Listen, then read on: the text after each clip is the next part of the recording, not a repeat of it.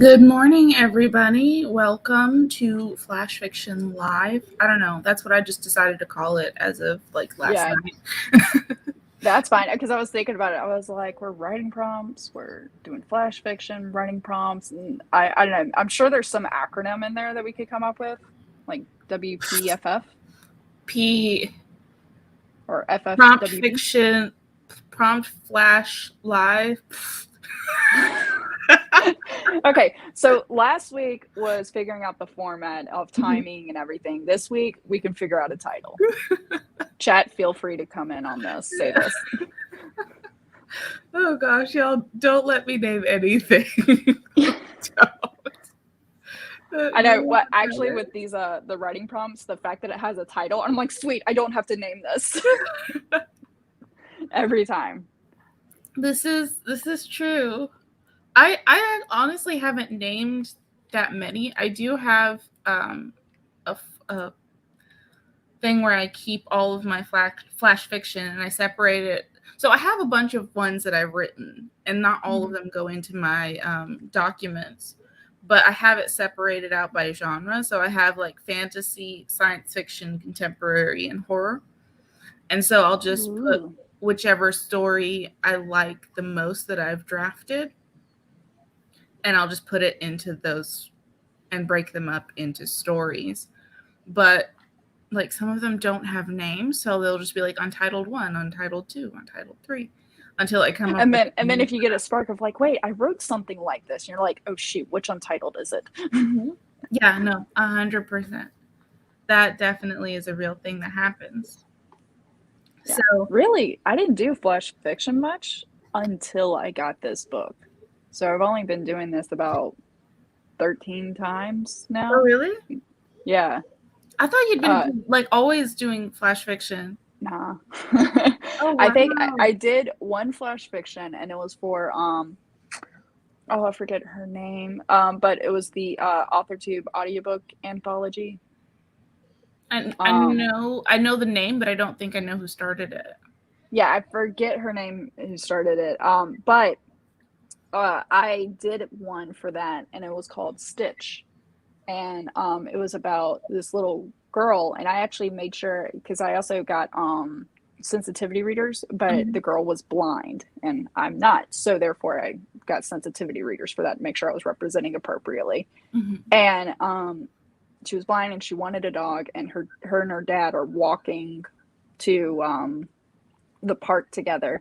And so it was I enjoyed it because I had to think of like how it would be for her maneuvering and how to describe that. And then, to spoiler alert, she gets to the park and her mom's there with this other guy and a dog, because her parents got her a dog and they were finally letting her introduce the dog. Oh, that's so nice. So she got to see an eye dog, and I named it Stitch after that Stitch, that one. There we go. Yeah.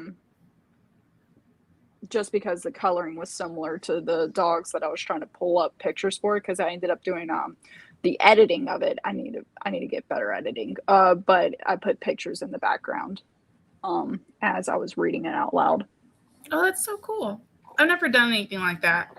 I have one I'd posted on my other YouTube channel like years ago, probably 4 years ago, I think, maybe. And I haven't done any more, like read any more and posted them since then. Something about it makes me really nervous. Like I'll get on camera and just talk crazy all day long. But ask me to read one of my stories on a video. Oh my geez. Well, luckily on the video, live I feel like it's harder because you get the chat to instantly come back. But live, but just recording me, reading my stories, I'm just like, yeah, it's fine. Like I just imagine I'm talking to a wall or something, or I'm just reading out loud to test myself. And I like how, even though we kind of stumbled into this, I like that you and I read each other's, because then it's also another form of critique to see, okay, where is the person as they read this? Where is their cadence? Where do they pause? Where does it seem natural for them? And it kind of gives you a good idea of what you're writing and the I guess that I don't want to use cadence again, but that's what I can think of right now. Mm-hmm. Well, I think that's true, and I feel like that's one of the big things that's important about critique. It's not so much if the person likes what they're reading, it's are they reading it the way that you intended it to come across.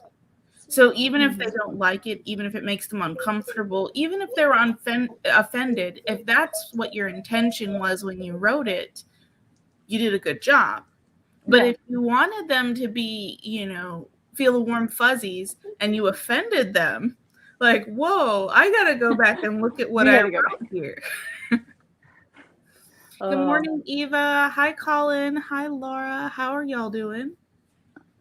We are talking about flash fiction and critiquing, and how critiquing isn't so much like when someone else is reading your story, you get to hear if it sounded the way that you wanted it to, and also start to pick up on, are people interpreting your story the way that you wanted it to come across.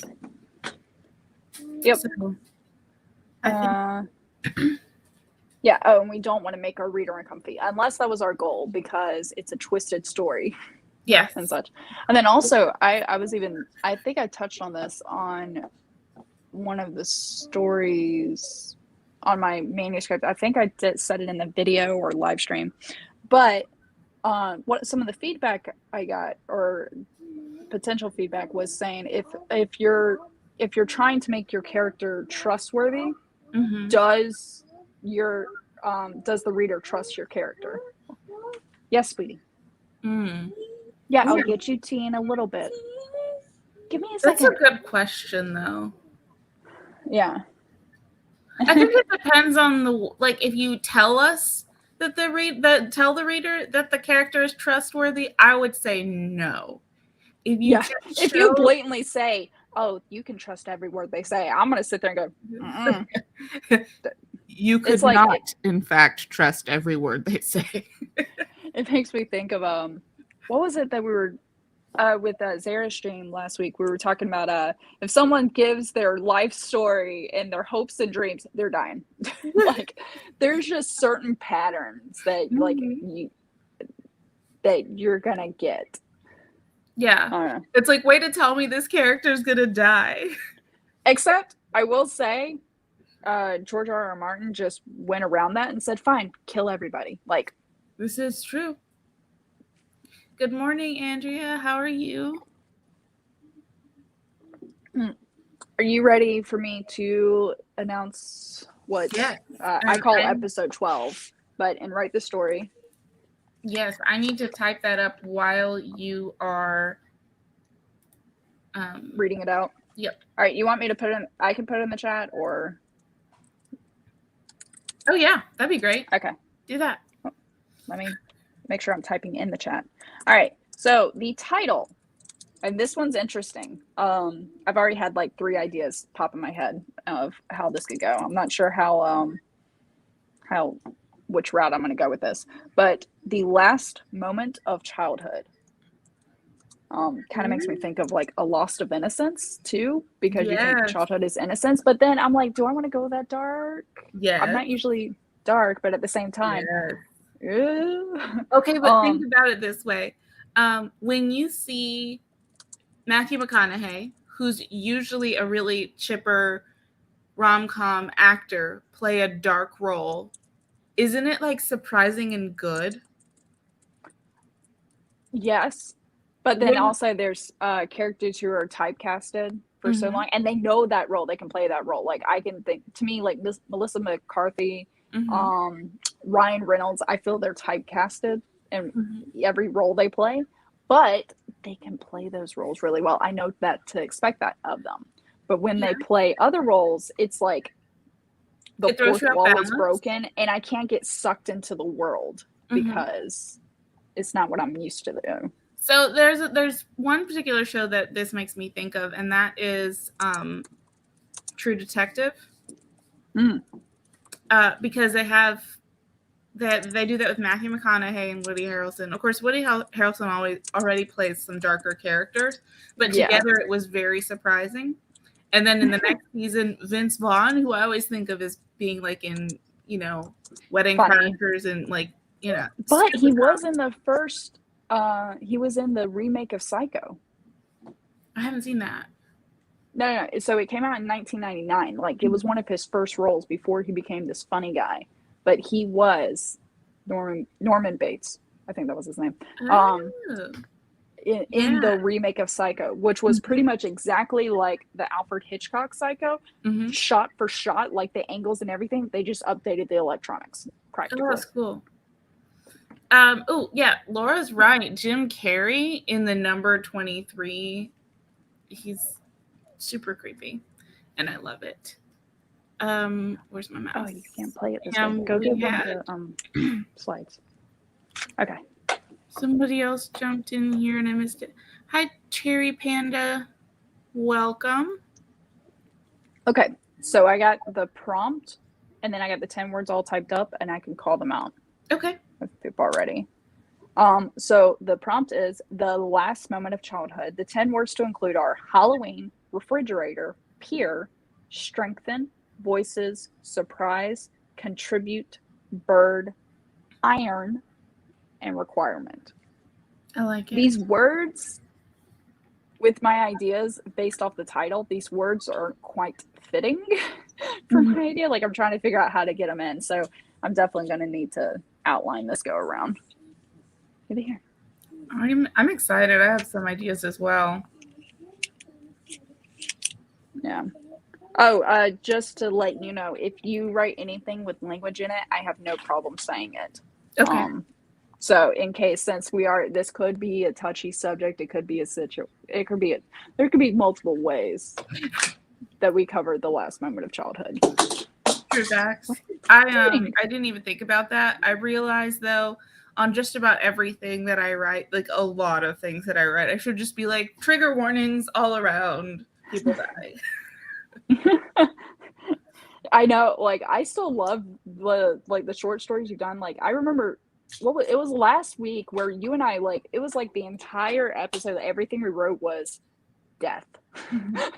Like, we just kept on resolving around death. I can't even help it anymore. Like, what I need to do of, like, what I was telling you, like, go dark, I need to, like, go light and happy and, like, you know what? Let's do, okay, do we want to, maybe not for this one, but for the next prompt, since I usually go light, I'll go dark, and then you go light. We always have this challenge. I like this. Oh my gosh, that's going to be so hard. I know. Especially if it says something like rainbows, or like if it says rainbows or like butterflies or something, you're like, yeah, I got this. And then for me, I'll be like, how can I go Eeyore with rainbows and butterflies? I'm trying to, like, it will come across as Eeyore and not butterflies smeared across the glass. Valid. The rainbow shine through the window that was caked with butterflies. Oh my god! Oh my god! It's so dark. I'm here for it, but this is the thing. Is the whole point of flash fictions, at least the way these are utilized, is to make us better writers. Give us that chance to try writing without fully committing to like a novel setup or whatever. Because I figure it's kind of like crawling before you walk, it's like, just try it out, dip your toe in the water before you jump in. So let me see here. We had a question. Andrea, so what we're doing is Natalie has a book and we are taking a prompt out of the book. It's called Write the Story. We take a prompt out of the book and we write it together. You're welcome. We put everything in the chat as well, so you're welcome to jump in and write the prompt as well. And we write it as flash fiction. So we try to keep under it 400 words. Is what we try. That's where we go over that. Yeah, and then, but I mean, typically, of course, flash fiction can be anything under 1,000 words. So you just run with it, however makes you happy. And then. So we take 30 minutes to outline and write, or write and edit, however our styles are. Yeah, and to get a finished product. Yeah, and then at the end, we take a little break. We chit-chat about how we feel about what we wrote. and then we switch stories and read each other, and read them and critique them. We have 10 minutes to do that, and then we come back and then we share. I'll read Natalie's story, she'll read mine, and then yeah, there's room for discussion, and then we rinse and repeat. Only the next time we do it, we create the prompt ourselves, and you all get to help come up with the 10 words. Yep. I have a list of 750 words in an Excel spreadsheet, and I just have y'all call out a different cell, a number and a corresponding letter to give us the cell. Don't worry, I'll give you the range when we get closer. But right now we're at 750 words, and I did green the words that we used last week, so we won't. The goal is to not have repeats, if we can go that route. Then here's the other thing. And this is exciting, and I got ideas. I have a list of prompts that I've written. It was buried in my drive somewhere of things that I just wrote and ideas. And I have like over 50 prompts. Some of the prompts are like going back over a previous work, so I have those grayed out, which is only like 4 of them. The other prompts are like, you could start a new story that way. Or we can do what we did last week, where we picked an adjective, a verb, and a noun, and then somehow figured out how to create a title out of that. I think we can go with the ones that you have written down and then pick the 10 words from the chat. And I think that'll really randomize it. Oh, yeah. I think that'll especially because some of the ones I wrote down, there is some dark ones, I will say. But there's ways to make it light, which actually, before we go into this, I'm going to share a story. I was telling my mom about these prompts and everything. And apparently when my mom was younger, she had a game with her friend where they would do this. Oh, wow. They had to include certain things. I can't help just yet. We can do that. Is that better? Go ahead. And so it was something like you had to include a cat screeching, a dog howling at the moon, like all this stuff. And so her friend wrote, and my mom still remembers this story to this day, and she's in her 60s. Her friend wrote that the character, she stepped on a cat's tail and the cat screeched after she got startled by the dog howling at the moon. Like, it seemed really dark. And then at the end of the story, no words were being said. It was like the main character screeched and stuff like that. And then at the end of the story, you heard the farmer go, "Bessie, well, how did you get out of your cage? Come here." And then you heard moo at the very end. And I was like, oh my God. It's like you were a cow the whole time. It, but I love it. That's hilarious. I would have been like, wait, what? I'm a cow? Yeah, it was a cow the whole time. You know that song, "Bitch, I'm a Cow"? The song? There's a song called "Bitch, I'm a Cow." You have to listen. Oh my God! Sometime I gotta find this. Hopefully, one of these sprints I can get some time to do it. It's definitely because like I'm like moo. That is so funny. Okay. So we got funny, but we're probably about to go dark. That's fine. Yep. I'm just copying this onto my document here so that I'm ready to write. Yep. I think definitely going to outline, and I'm going to definitely outline just because I feel like I need some structure before I start typing it up. This one's little. I got a few ideas of how I could do this, and I'll definitely talk about the ideas. You know, I'm actually going to, I'm going to write a few of these down. Hi, James. How are you? Welcome. I think if you're jumping in late and you want to join us in the prompt, it is in the chat. Yep, I typed it up. So search for Natalie Locke if you're trying to scroll through, or if you don't know who I am. I just pinned it in the chat. Perfect. We're gonna set a timer for 30 minutes. Yep. Hopefully. I'm really hoping there's not gonna be a situation where I'm like, I'm not done yet. Hold on. So far, I've been able to keep to the times, but last time there were a couple times where I was like, wow, that was close. I didn't expect it to be that close. Why is it this close? Also, our lovely timers are from Laura Nettles. So if you like timers, I love that aesthetic. I think this one has some sound too, so I'm gonna just turn it on a little bit. I think it's pages flipping, but oh, it's a typewriter. So I will play that. And yeah, oh yeah, if you like the timers, you should follow Laura Nettles and give them a like and subscribe. Hi, Kat. How are you? Same. I just got my coffee as well. And with that, I got my tea. are we ready to go? Yeah, I think I'm ready. All right. I'm gonna get this written down. We will begin in 3, 2, and 1.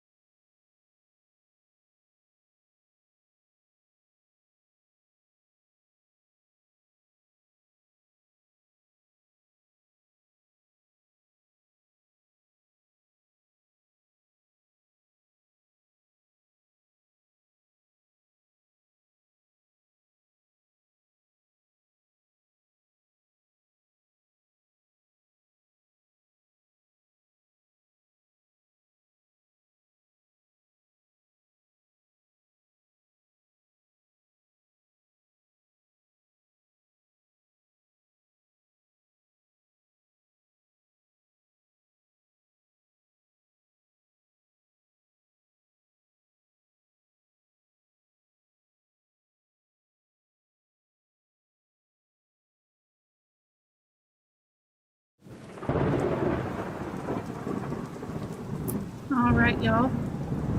That was Sprint. I love thunder sounds. I go to sleep with it every night. They're the best. I love it. How'd that go for you? Really good. So I was a little nervous, but once I finally decided how I was going to approach it, it got a little bit better. I got 356 words. Ooh. How many did Yeah. I get? I had no idea where this story was going till the last 10 minutes. And then I was like, oh no, I have to get this all down. I'm at 403 for words. So that's actually less for you. It is. Yeah. I'm usually Dobby, no, do not eat trash. We don't do that here. He's like, you don't. Listen, how else is this place going to get clean, okay? Right? I mean, you're not wrong. I'm just saying from a cat's perspective, because a cat believes it's the end of the world if they can see the bottom of their food bowl. Oh my gosh. He was having an absolute meltdown this morning because he could see the bottom of his food bowl. And I was like, dude, my guy. My dad. Every day. My dad, I remember yelling at our cats. The cat was meowing and standing by his food bowl. My dad goes, "What is that? What is that? Cat food. What are you? What are you? A cat." And then just stormed off. I was like, okay, Dad. Oh gosh. When Dad comes up against a cat. We cat sat for a little while when my sister was traveling. And she had this black cat named Ramsey. And he would sleep in my brother's room for like most of the night, like the beginning of the night. And then in the morning, he would come into my room and he would start out at my feet and just gradually work his way up from my feet to like right here on my face to wake me up. And then I would like get the blinds and I would play with him with the cord for a little bit. And then he would like get up and he would run from me to the door until I followed him. And then he would run from his food closet, like the cabinet where we kept his food. He would run from there to his bowl and back and forth until you fed him. And then afterwards, he'd be like, I'm good. You wouldn't see him anymore. You served your purpose. I don't need to see you again. 100%. Oh my gosh, that's hilarious. So you said you got 400 words. What did you feel good about it? You said you didn't get the idea until like the last 10 minutes. Yeah, so I was just kind of writing and I almost thought it could maybe be wholesome until then it wasn't. And then it took a turn. And then it took another turn and I was like, ooh. I can't wait to read this now. Which, by the way, I did email you mine already. Yes, I grabbed it. And then I replied with yours. Yep. All right, cool. Yeah, so I'm excited about this. Let's see how everybody did in the comments. I see we got some people dropping by. Who can totally use this as sprinting time too. You don't have to write flash fiction to be in this. Oh, for sure. For sure not. Like, work on your nano project. Get you some words. Hi, Jessica. I will say, I kind of like the idea of using this as like a warm up almost, kind of like an exercise. You're supposed to warm up for like 5 minutes. I feel like a flash fiction is a good warm up before you start your novel. I like that idea. That's what I'm doing. I'm being productive still. I'm warming up. Yeah. Wake up the brain with some coffee. Words Fall Writes. Hey, good morning. Or rather, happy time zone. Hi, Devin. Welcome. How was you? Oh, Eva got another 5% of the critique read. Sweet. Gonna finish it today. Whoop, whoop. I actually Weekends are my biggest chunk of time to work, so I can't flash this morning, but I'm working with y'all. Yay! Hey, that's fine. Especially if you don't mind hearing us chit chat in the back about dark stuff. And All right. Are Oh, we God, ready heck. for sprint The number 2 where we 10 minutes for Mhm. critique. Yeah, which by the way, you had me freaked out that I didn't have your whole story because you said it was like 400 something words. Mhm. And that's with the title. Oh, did I highlight Yeah, the title? because I only grab, usually what I'll do is I've been saving when I get yours, I save it in the same Word document and I just put Chandra below here. Oh. And I've been saving them just so that way I can read later or something. I don't know why. Either way, I like it being in one Mhm. document. And it only said 381 words. And I'm like, what did I miss? What am I missing? I don't want to start reading if I don't have all of it. It's like trying to start a Wait, TV series or something. what's the first word? The first word is my mother was words. My mother was standing. Oh, no, I did not send you the whole thing. I was like, wait, no, I'm pretty sure. Hold on, I'm going to resend it to you. Okay. I will Okay. sit with bated breath. I just resent. I'm glad you checked because I would have been like, that's not my story. Like, I'll start reading it going, so it kind of started weird for me. You're like, well, that's why. Here we go. It also would have been missing some of the prompts, so. Oh, you still sent me that. Hold on. Scroll. Scrolling. Sorry. Scrolling on the river. All right. Dude, I just got the same thing. Or, oh, in the last moments of my childhood, my thoughts. Yeah. Okay. There you go. So I thought that was part of the title. So you sent me the right stuff. I just was being blonde at this very current moment in time. But we don't judge here. All right. Okay, no. Timer. Sprinting. The sharing of the screen. This is your job. You had one job. Hey, at least we alternate. I'm actually kind of enjoying we alternate this now on our channels because that way it's not like the same person going, crap, I got to do the numbers and stuff. Oh, yeah. Yeah, I can see that being a lot because, like, now I don't have to worry about the prompt or anything. I'm just, like, running the technology piece, and I'm like, oh. I gotta get these sprints. So just to kind of go with not to drive this, but I still like the idea of us doing our favorite line or favorite section and least favorite line, least favorite section. I like just it. because I feel like, yeah, if we could, I just wanted to make sure that we were on the same page with that because I seek that feedback and I'm like, what does someone else think is the worst? Because I always think my worst is different than someone else's. I'm glad you reminded me because my brain is like a sieve. Very specific things stay in there that don't seem to matter, and then some really important stuff is just like, yeah, get rid of it. Yeah, we're good. All right, cool. All right. Ready? Our next sprint begins in 3, 2, and 1.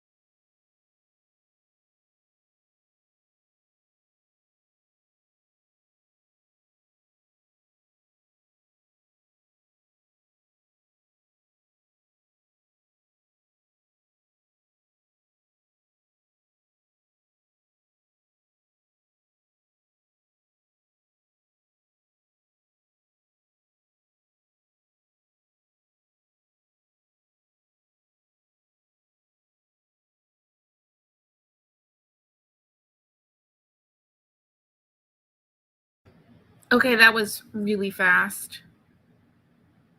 I enjoyed it. Don't worry, I'm here. I'm just off camera because my son decided to have a blowout. But luckily, I was done reading your story for like the third time around the 4-minute mark. But then I was like looking at the camera. I'm like, there's still more time. And I was just like really eager to go ahead and jump in on it. Yes, son. I really like your story. I really like yours. Like, you were not kidding about the churn and stuff like that. And I was like, man, I can't wait to read it. I had to read yours 3 times before I could pick out something that I didn't like. Oh, that was like the best compliment ever, dude. I admit with yours, I got 2 or 3 sections that I actually like, that I bolded, and I was like, I could pick out, I like this line because type thing. And it's kind of, usually with the lines, it's not an individual line, it's how the line, it's delivered at that moment for what leads up to that line. You know? Yeah. I feel that. So in the comments, I missed this one before. Devin was like, impromptu karaoke. We did that.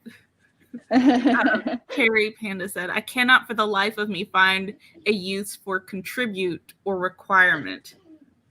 Oh, yeah. I had to be creative with that. And I like the way you did it with yours. I won't give it away because I want it to stay true for the prompt. I will say, so not that this will ruin it, but when I wrote my outline for Halloween, I was putting that at the beginning of the story. Then I went, you know what? Nope, I'm going to reserve that, and I put it at the end of the story, and I like it better at the end. Yeah, I like what you did there. I thought it was really good, and I think I like the way it wraps the whole story together, and it's like, it's a very the end.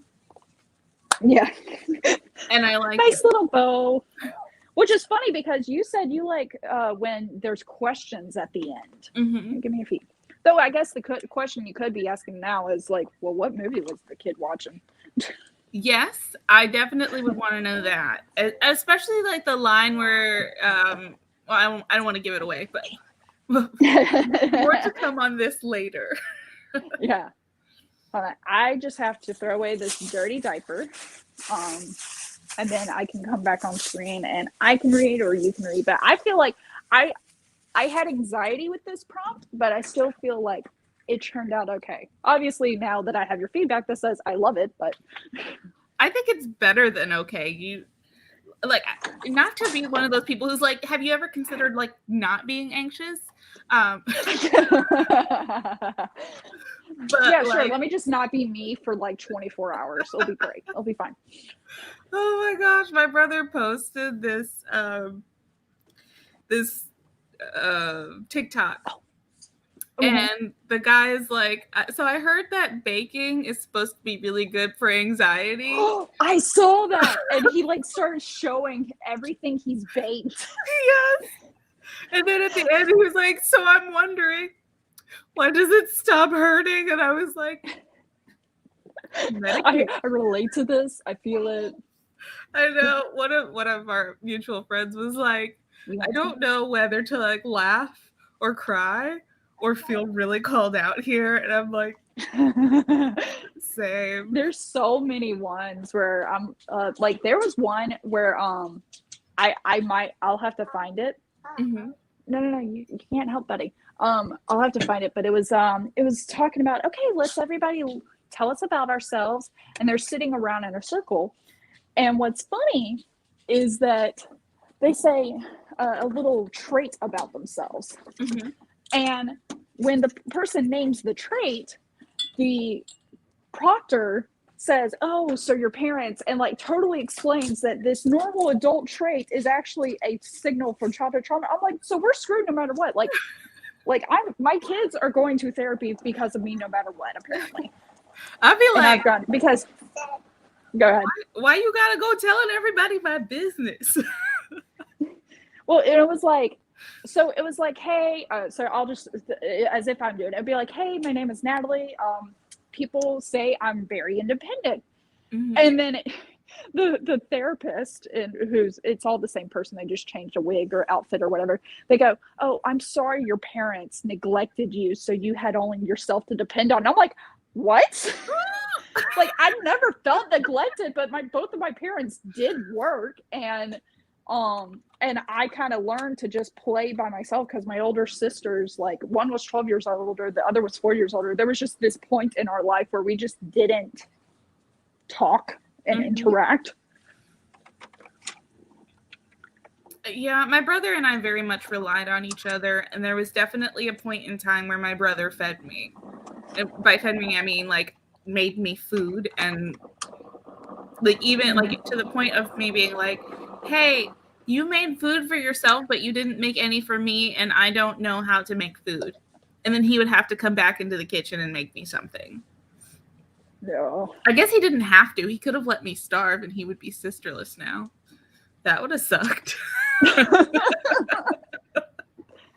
Oh, goodness. I'm making my son some tea, because he sees me have tea, and so now he wants tea. Yeah. And I'm not giving him the Zen tea, because the Zen tea is green tea, which has caffeine. I don't think caffeine should be given to a 4-year-old.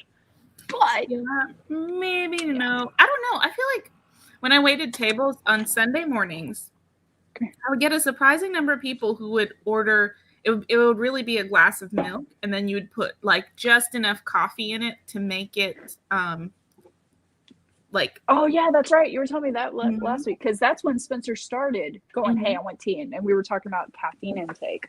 Yeah, and I think, I mean, it definitely. Oh, Eva, listen here. My siblings are Scorpio and a Virgo. I'm lucky to be here. I got a Taurus. My middle sister, who I grew up with the most. Okay? I'm an Aries, so we kind of just. Okay, yeah. I guess. I feel like, yeah, I see that. Yeah.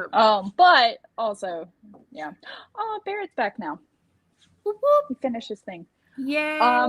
So do you want to read and then critique, or do you want me to read and critique? You go first. Whichever. Okay, cool. Yeah. I'm excited for this. Okay. I will. There is one word that I cut out because I felt it was stronger, and I'll just read it as a cutout. But the other ones that I have input on, I'll leave them in. Okay. Hopefully you can't hear that too loud. Spencer and a spoon. All right. In the last moments of my childhood, my thoughts were not of surprise, but a distant memory of a previously forgotten Halloween. My mother was standing by the refrigerator with the door propped open as she took out the Jell-O she had made. She was ready to slice it into cubes, green, purple, orange, all to celebrate the holiday.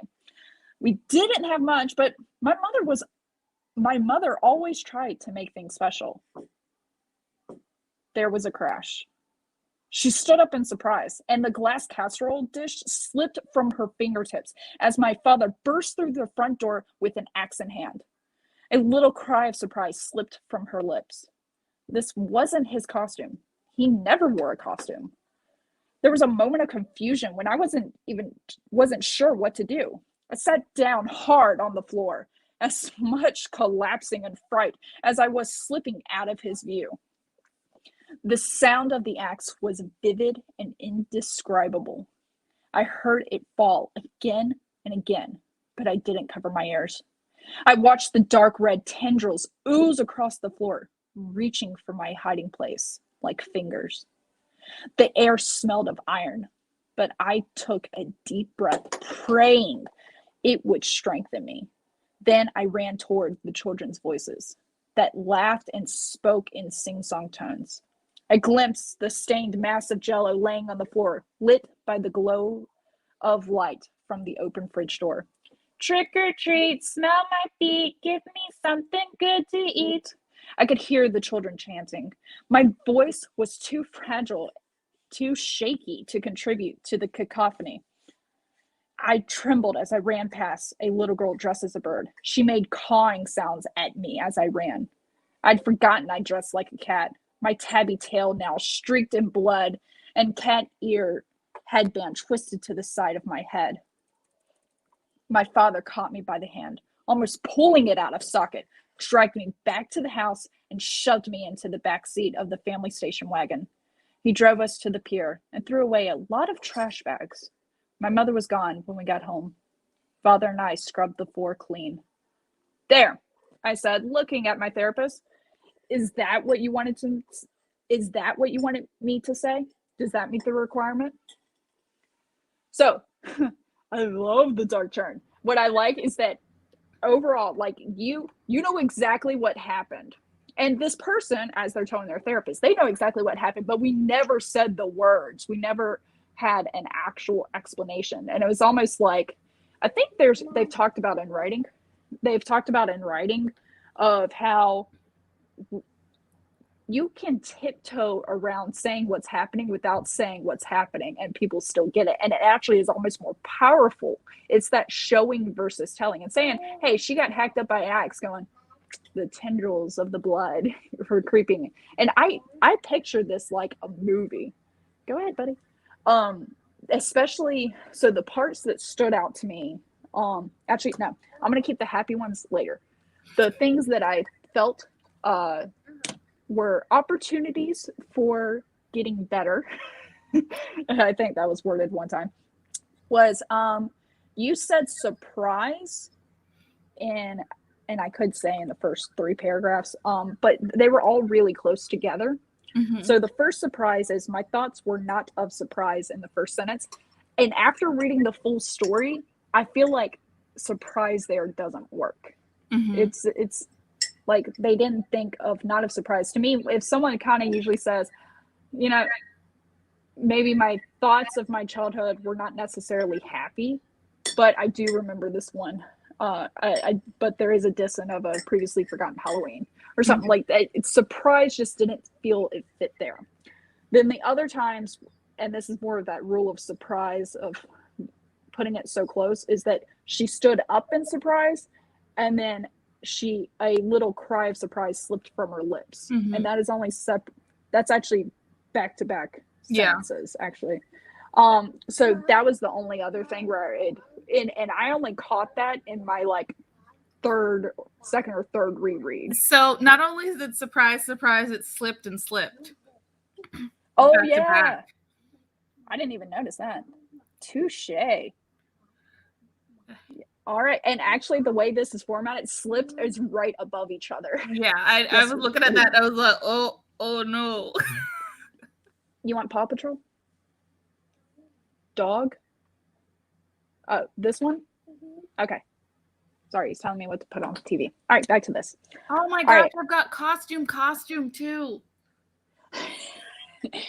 It's funny how when we go back over, we're like, oh my God. That's why I truly believe with these flash fictions, if I plan, I've already decided it, and it's actually going to be coming on one of my video that's going to air tomorrow night. Mm-hmm. That I'm going to redo all of these. Like I'm going to go through this entire series, and then I'm going to do a second series where I take the story and try to make it better and talk about how I changed it. That would be so fun. I like it. Yes. So that's why I'm also trying to transcribe all of these and to type it up in my computer as well, because then I'll make it easier. And I got it set up by episode number and such. In my reread, because we were talking about, there was a part in here where it was talking about she was hiding from her father. And I was like, wait, how is she hiding? And then that's when I caught that she actually sat down on the floor and was slipping out of his view. And then I was like, to where? Like I actually wrote in here in highlights, like to where is she going? Like I imagined underneath the table, or was it like the open pantry? Maybe it was like those accordion pantries where it's just shelves instead of an actual walk-in door. But that's where it took me, was I wanted more there to at least picture where she's hiding. Whether it's, I mean, you don't have to be too precise, but at the same time, I just want to know where. Yeah. Even if it was a dark corner, like in the shadow of the, oh God, what are those things called? I have one of them. Shadow of the hutch or something, or the china cabinet or something, whatever. Now the things that I liked. Oh, the thing that I cut, I'm not sure if you noticed, but the last line, it said, Father and I scrubbed the floor clean together. I cut the word together because I felt Father and I scrubbed the floor clean just felt stronger. Yeah. When I was reading it. Not to tell you how to write. No, I like that. Yeah. So the things that I like, that it definitely painted a picture in my head was, I changed it in my head when I read it, but it was the same premise that I know that you were going for. But I glimpsed the stained mass of Jello laying on the floor, lit by the glow of light from the open refrigerator door. Like, I imagined practically like a stained glass look. Mm-hmm. And I was thinking, I went in my head, instead of lit, I went illuminated, where it almost looks like the Jello itself is the source of light, mm-hmm. versus the light of the fridge, even mm-hmm. though we know it's coming from the fridge. But just the way from a child's perspective, and that's where it's different here, a little different, because it's also a child's perspective of a very rough scene, mm-hmm. but now they're looking on it as an adult. So you can have child moments, but at the same time, you also got to realize this person is coming through a filter of, they're now an adult and they know what happened. Mm-hmm. So, yes, sweetie. What am I doing? I'm critiquing and enjoying stories. All right. But the imagery, I definitely got the imagery, even though I changed the words in my head.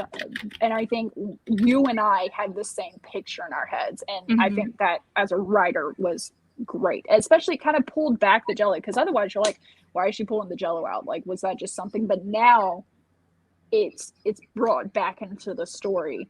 Because if you didn't have this part, then I might have been questioning why Jello was mentioned in the first sentence, mm-hmm. and such. The second sentence that just really painted like that movie that we talk about for me was talking about the girl dressed as a bird. She made cawing sounds at me as I ran. That is such a kid thing to do. Like, especially on Halloween, like when they're like kids take on this persona. For example, when we were out trick-or-treating, my son's dressed as Batman, and my daughter's dressed as a murderous clown. She's into dark stuff, I'm not.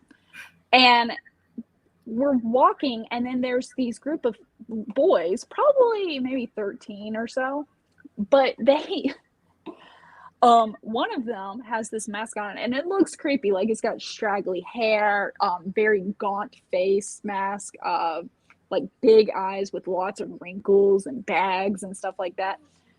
And the kid's just kind of squatted down where his feet are touching the ground, but then also his hands are, and he's kind of doing this, and he's quiet, and he's just doing this on the sidewalk with this mask. My son, I was so afraid this kid was gonna like actually lunge at my son, but I think he realized, hey, don't do that. That's going a bit too far. But my son went running past this kid. I was like, as he's running. It was so funny. I feel, and for the rest of the night, my son's constantly going like that over his shoulder. Like, I felt so bad for him, but at the same time, I was like, and I was glad that this other kid. But my point is that when kids dress up, they mm-hmm. take on the persona. Like, it's acting class for them. They're in the moment, and that boy was in the moment trying to be as scary as hell, and he did very well. Method acting, I will tell. But so did this little girl wearing a bird costume. And I imagine, like, because if you take the show Stranger Things, when Will was having one of his episodes and there was the kids running past him on Halloween going, like in his face, probably using like a fish lens or playing with depth of focus. Mm-hmm. That's what I imagine in this moment. If this was a movie, it would be playing with depth of focus, where you see this like bird kind of shape, and then it gets closer and you realize it's a little girl, but when she gets closer, she goes, it like caws in the kid's face. Mm-hmm. Because it's such a kid thing to do. And then the last line, because the first line, it's and for people who can't see this, Chandra put this in normal font, and then the entire take of what's going on, of what the little child witnesses in the murder of the mother is in italics, and then the last line is in regular font again. So the first line, you're like, okay, she can't remember much, or he or she can't remember much, because you do really well on not putting gender here. But the last line of, is that there, I said, looking up at my therapist, is that what you want me to say? Does that meet the requirement? I felt it just like took everything and closed it up, because before I was confused. I was like, why is this a normal font in italics? I was like, whatever, maybe she changed it. And then at the end, I'm like, I see why. And it made sense. And so that really, and then also it conveys more so of like, I was a kid, and it could explain if you did have adult words in there in the flashback. It's because it's a flashback from adult perspective now. So it makes sense. But yeah, as a whole, I love it. It's so dark. So what I was saying, I didn't know where I was going with this until the end. I literally went back at the end and highlighted all of that and made it italics, and then put the quotes in at the beginning and at the end, and was like, oh, okay, I get it now. But yeah, I was lost and confused about what I was writing. All right. Ah, the joys of not outlining. Okay. Oh, I'm finally reading the comments and everything from what they said about your story. Oh, by the way, earlier when you signed on, your chair was turned so it blocked the painting behind you. Haley's comment about the painting reminded me of it. It was turned, and I was like, did she finish it? Is the painting still there? Like, I'm invested now in the painting. I haven't touched it in a while, but sometimes the lighting just hits it and I get a little moment of inspiration. I'm like, excuse me while I go paint this right now.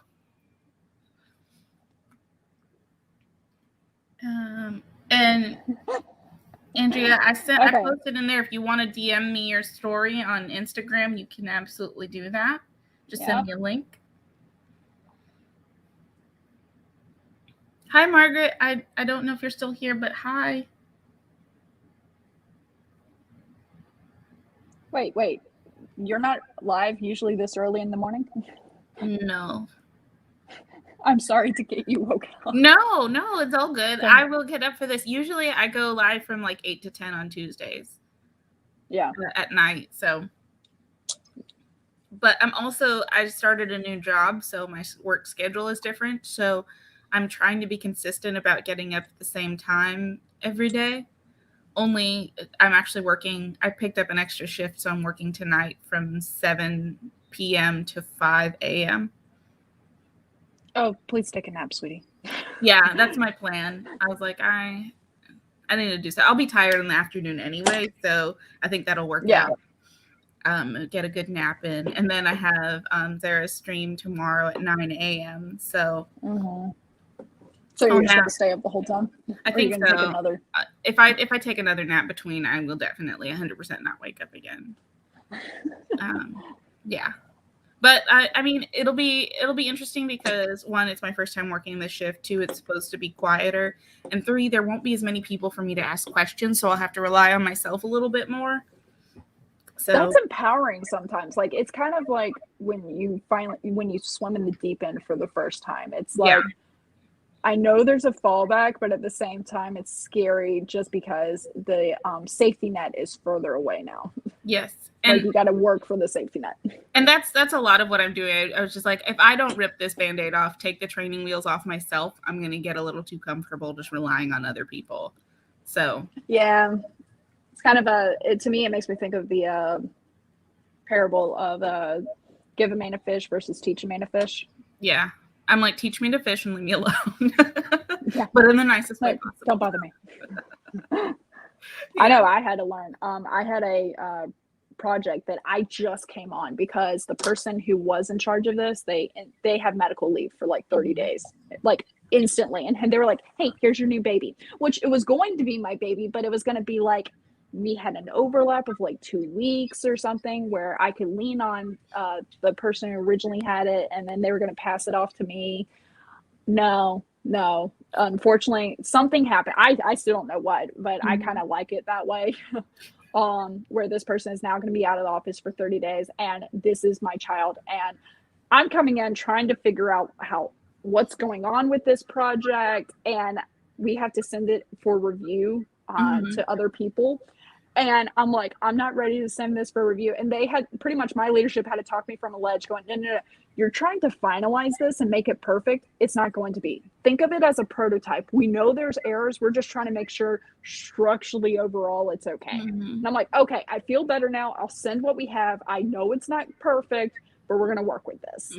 I know people have definitely given me guff for saying done is better than perfect, but I'm a strong believer in submitting a 70% product so that people can tell you if you're on the right track, because 70% is usually like it's kind of slapdash, yes, but it's on purpose. Oh, hi.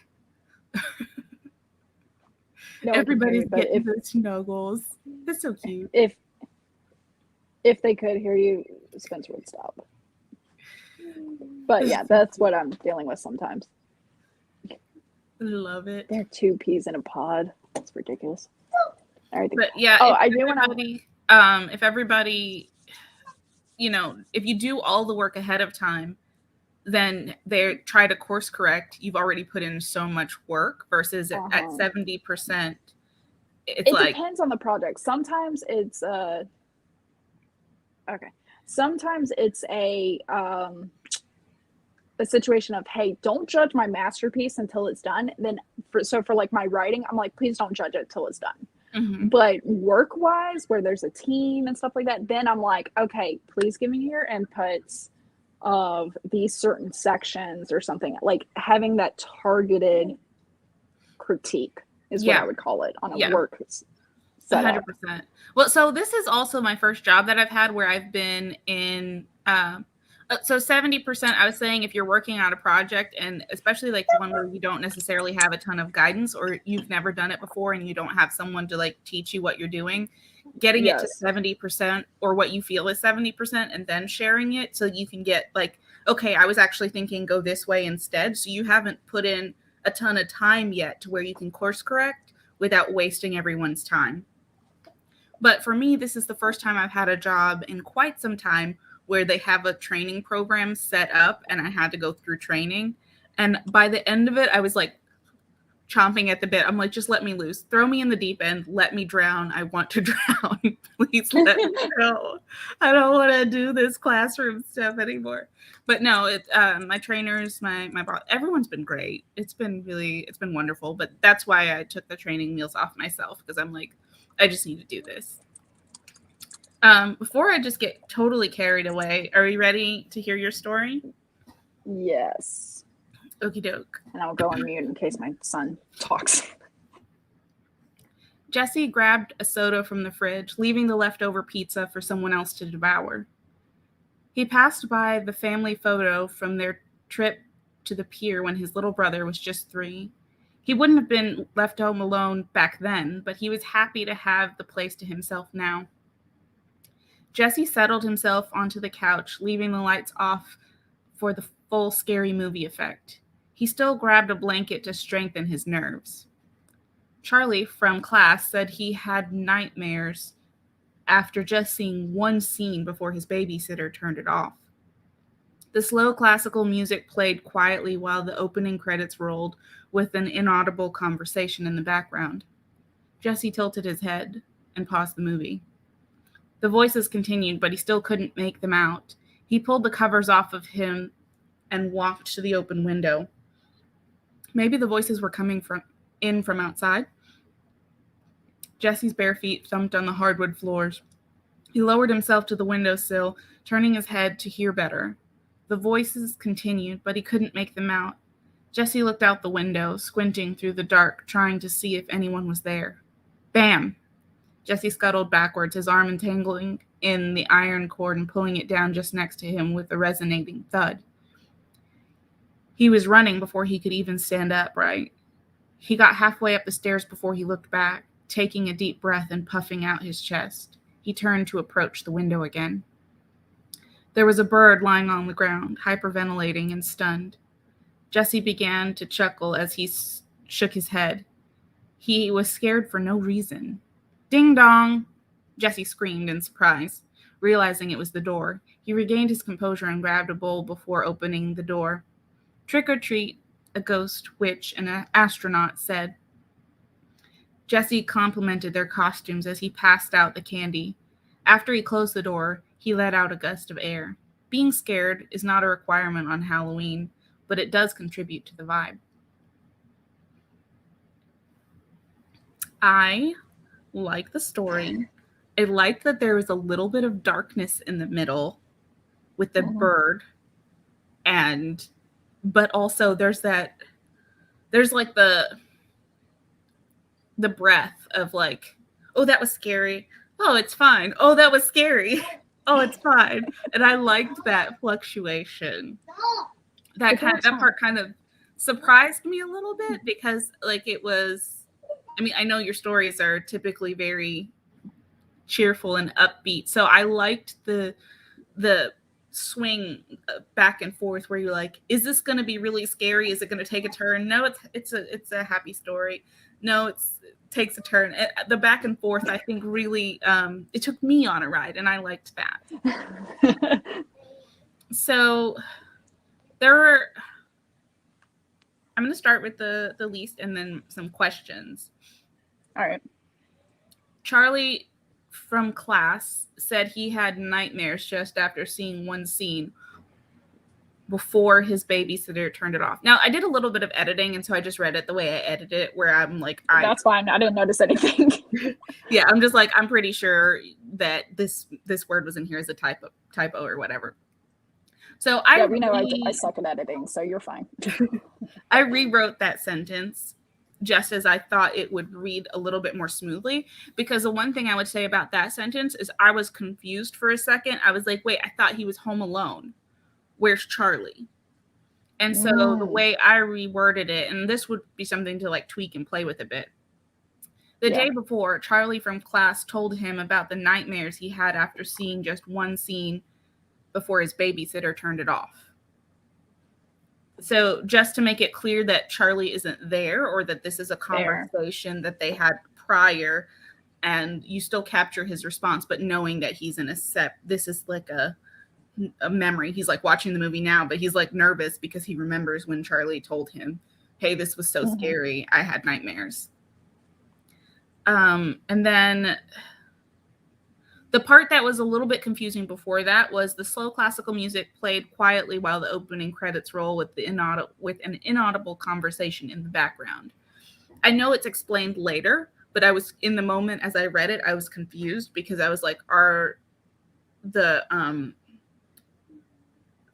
is the conversation in the credits? Like it was a little, and I know it's explained later, but I think it would have been a little bit more clear if we get to question that, where he's like, he couldn't tell if the dialogue or the conversation was coming from the movie or if it was coming from outside.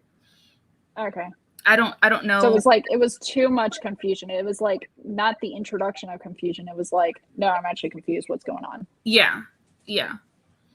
But my favorite line, he still grabbed a blanket to strengthen his nerves. I really like that because it introduces the idea that he's intending to have a scary evening. And the way that he intends to be scared is the movie. And then the scare comes from other things.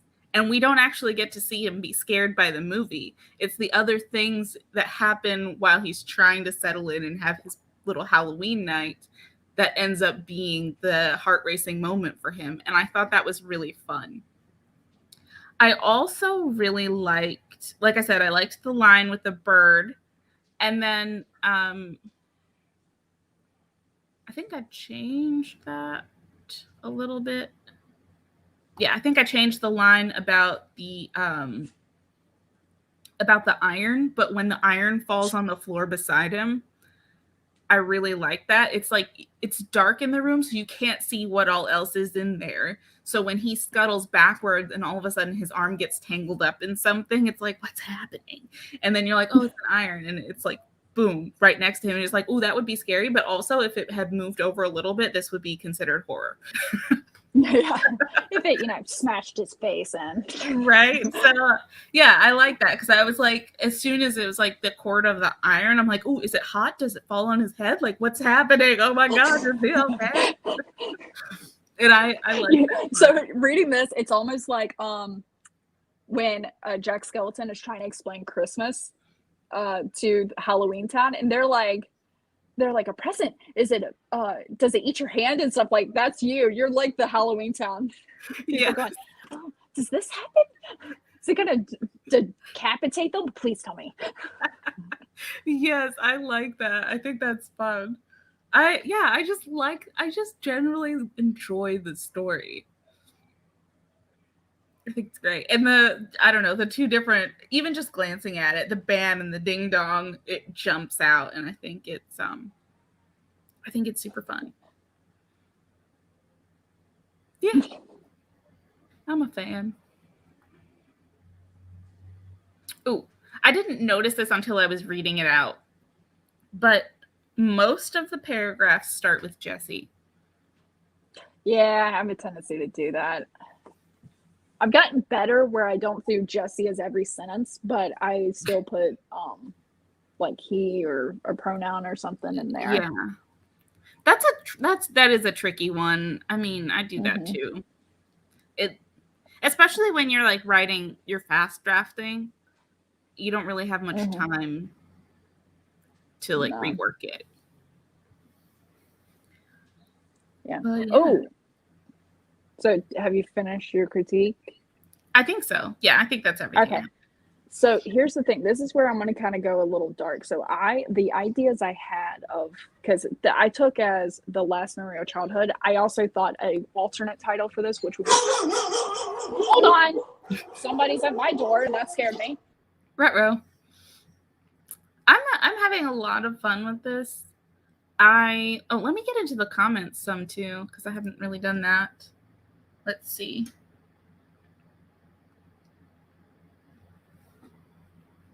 Oh, everyone's saying highs and hellos.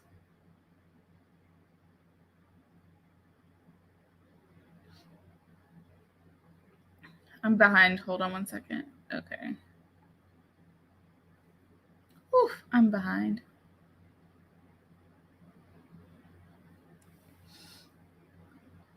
Oh, I'm so far behind, y'all. I'm sorry.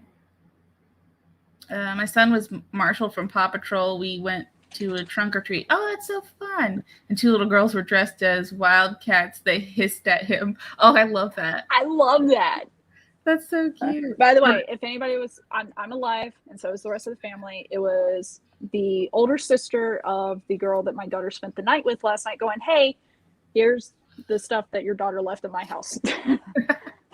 Is a mood. Yeah.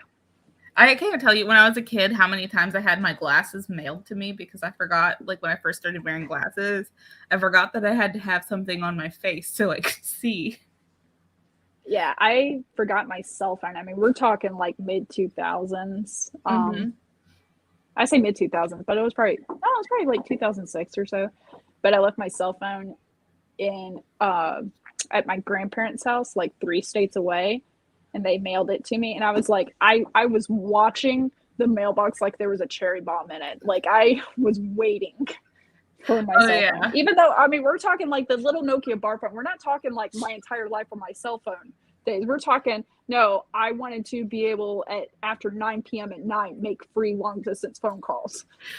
and lay in bed and play Snake. Yes. Oh, and then I thought I was so badass having a background that moved because it was a GIF and it was a waterfall and it just looped. I thought I was so badass with that. And then I had a ringback tone. Oh, yeah. You remember those? Yeah. Yes. Mine was the ska version done by Real Big Fish of Take On Me. That's amazing. So, my that was fun because Rockstar, and then everyone that we went to church with was super churchy, and his best friend's mom called him and she was like, Robert, what is this horrible music that's playing on your phone? And it was really funny, but he was like, what? I don't know, what do you mean? And then she like handed him and he was like, oh, that's terrible. Like he didn't do it himself. Oh my God. It was Yeah, so I did Take On Me because it had that, especially the ska version. One, it's a classic song that just about everybody knows. It's done in a new way so that hopefully people, if they are stuck listening to it, they're like, what song is that? And then they get lost in that.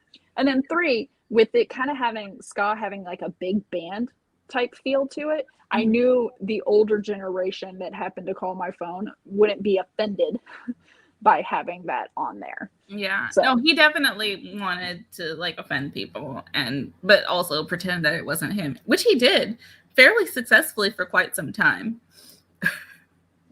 I was like, y'all really believe him? All right, whatever. I feel like I was saying something before the doorbell rang, but I forget what. Don't remember. I just started to jump into the comments. Yeah. Oh, my eyelash was digging in my eye. Eva was going to give some feedback. Yeah, for Barrett's story.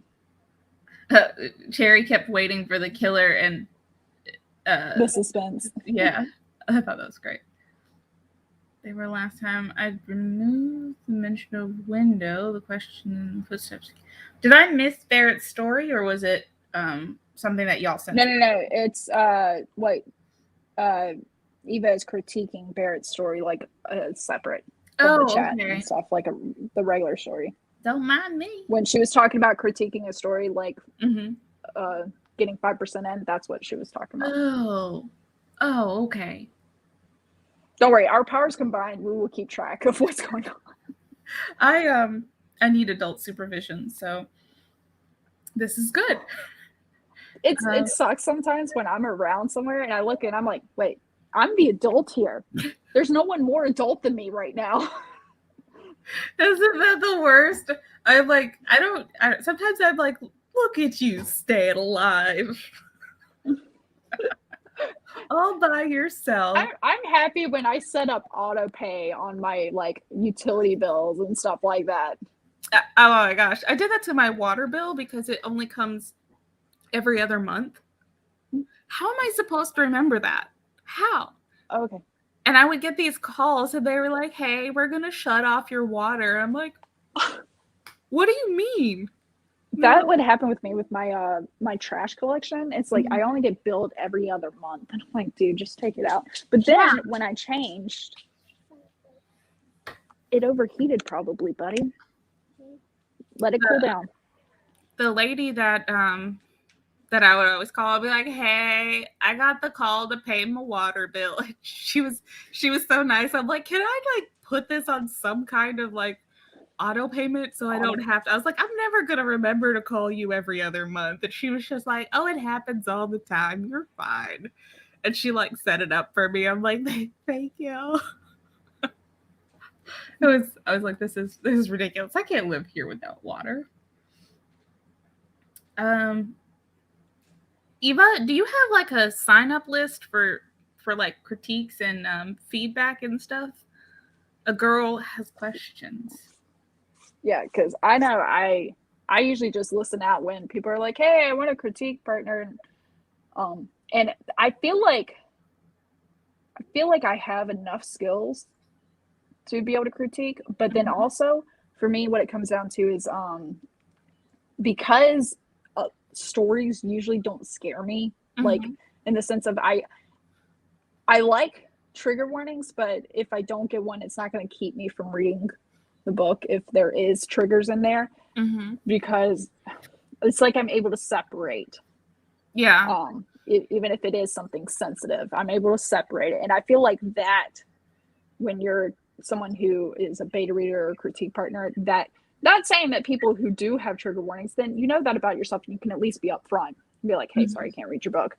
But I kind of feel like because I don't have anything that would keep me from reading a book, maybe I should throw myself out there. I'm going to, I think, actually set up a Ko-fi page. Do it. This close to it. Do it. But I'm going to change it. Your skills when it comes to like themes, or not even themes, like the color scheme, branding your skills with like the stuff you did for Instagram and everything. I'm like, I need you. I need your creativity. I definitely help with that. I actually do that on the side. So I've done graphics for other people, not specifically in the writing community, but like in my local community and stuff. So if that's something you want help with, I can definitely put together a package for you. I have the color scheme that I like because I feel like it's very, well, you've seen it with my thumbnail and stuff. Like I have that I call it like a powder blue. Then I do purple writing, and then I like a yellow glow and everything. And I kind of like that color scheme because it has that whimsy, but to me, the dark purple gives it a little bit of edge. And then they complement each other. Like if you look on a wheel, it's like the three. Yeah, I like the colors. Triangle. And I honestly, that's the biggest part, is finding the right colors for your stuff, and then getting once you have your template and you can be consistent about it and you like it, it makes everything so much easier, because then you just like go in and then you've got your things. Yeah. I'm just loving all the conversation happening here, even though I don't know half what's going on. Also, I want to check and see if I got that. I was thinking, I was going to ask you this question. What do you think about maybe eventually getting to where we pull a story that's sent to us and we share it at the beginning of the following? I love that. Dude, I have so many ideas of how we can do this. Not to commit anybody or whatever, but what if in February we have like a 12-hour stream with host and co-host where I take like that the spreadsheet that I created, and hopefully by then I have a lot more, and we go, hey, do a writing prompt, and here's the rule though, you got to put yourself out there either as a host or a co-host, and you got to be able to read your stuff on screen or have your co-host read it for you. But either way, that's the rule, is that you got to put yourself out there and then be open to critique and stuff. I'm a fan. I like it because I think, but we still got to work on a name because I don't think. Yeah. But I was like, because I was thinking, I was like, I think we could totally make it a like, because I chose February because of that Flash Fiction February. Ooh, yes. I love it.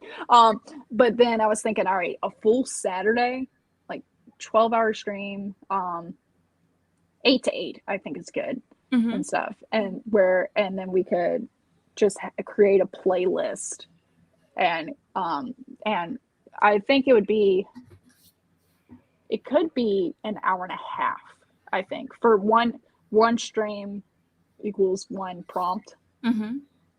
I think because there's a lot of talking. Yes, I mean we could just do a 12-hour stream though on your channel. Yeah, we could just do a full 12-hour stream and then let people come in and. I did one on my morning. Yeah. When I hit was it 100 subscribers? I think when I hit 100 subscribers. No, for my 1 year on YouTube. I just hit 200 and I've already crossed my 1 year on YouTube while I was traveling for work. So, but I still haven't done anything, and I would totally be up for that. And then, oh my God, I might just do a 12-hour thing, because there's so many things that I'll put myself out there for. Because the manuscript that is in Pitch Wars right now, that I'm pretty sure I'm already talking myself into, I'm probably not going to get selected, which is fine. But I'm constantly bettering myself and putting myself out there, so that's the key. But I commissioned somebody to create 2 like just poster cover art for this story, and I've never revealed those. I could reveal that. I could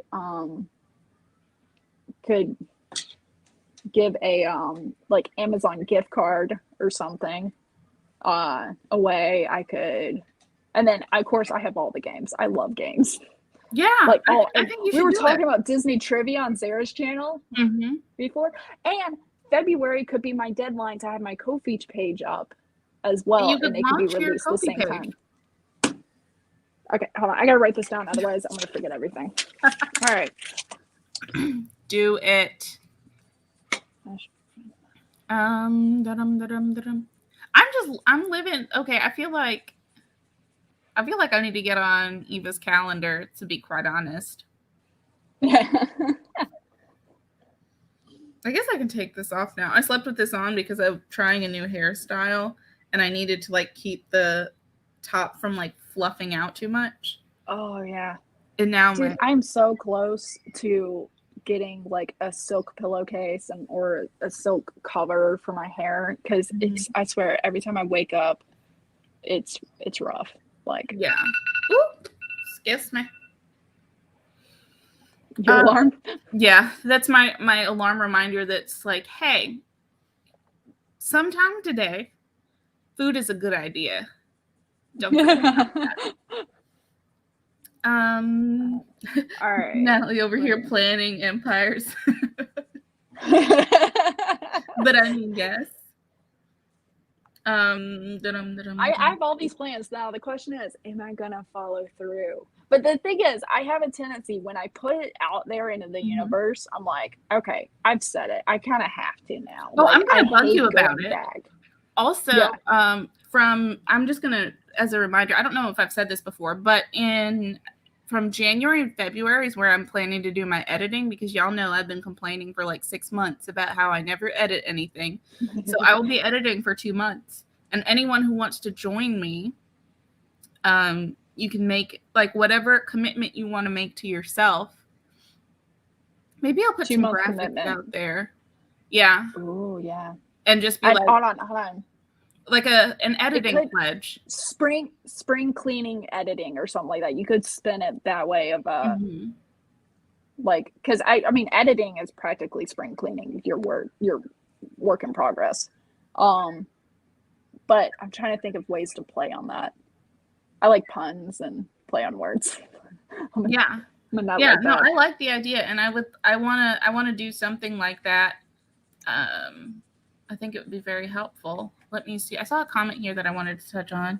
Cherry says, if I send you my story, could you guys maybe tell me why I'm wrong? I was going for numb, but I think it just comes over as dry. I don't have the skills. First of all, the perfect words are the ones that are on the page.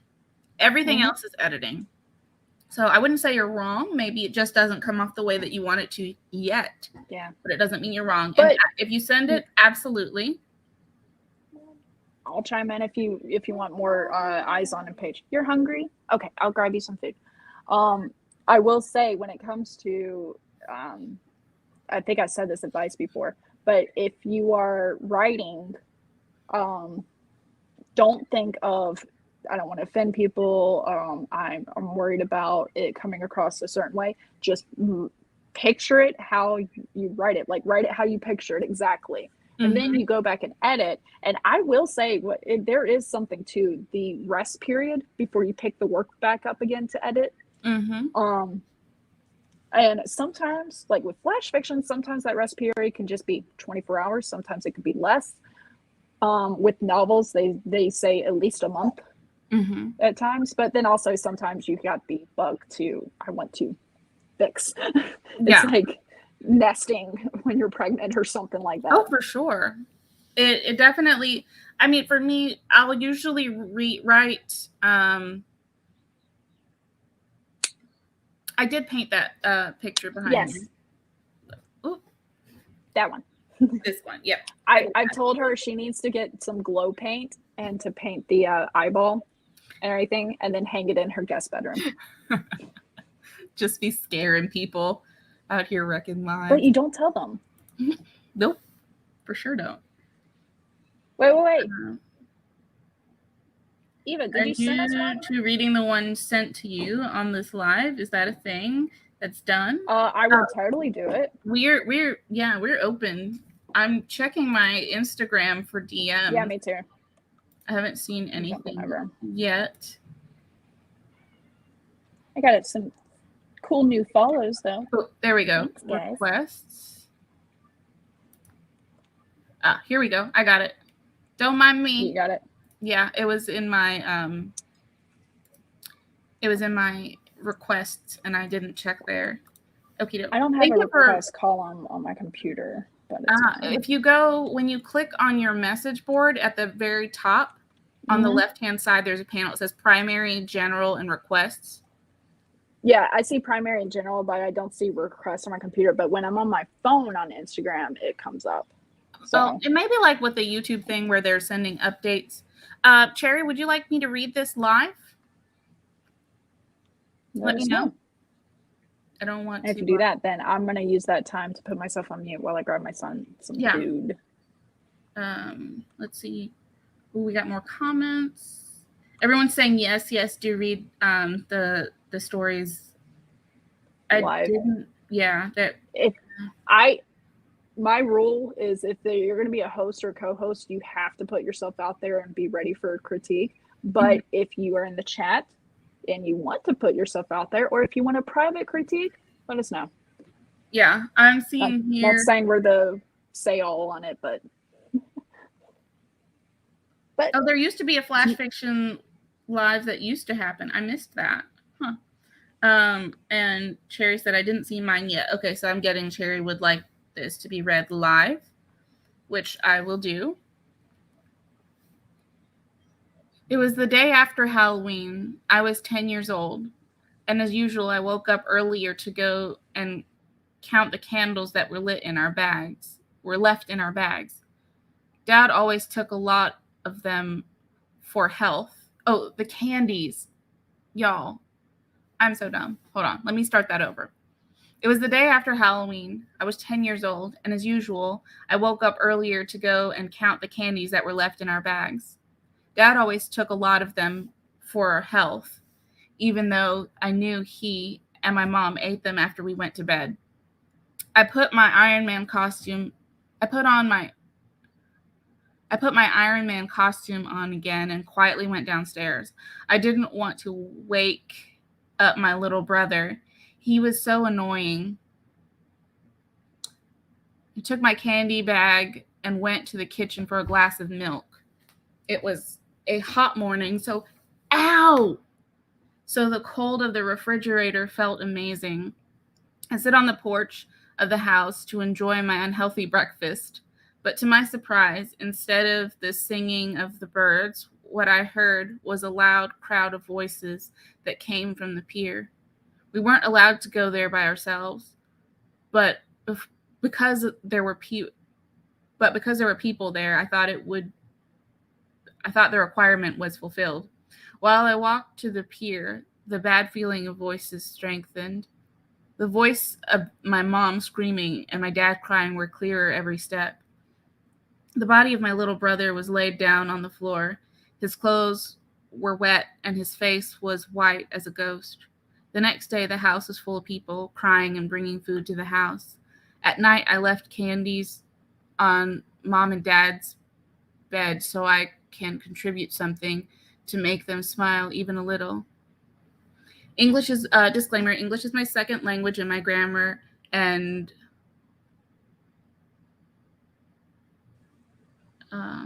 I do not know this word, which leaves me profoundly happy because I like learning new words. Hold on, I'm gonna look at this word. You done sent me. This just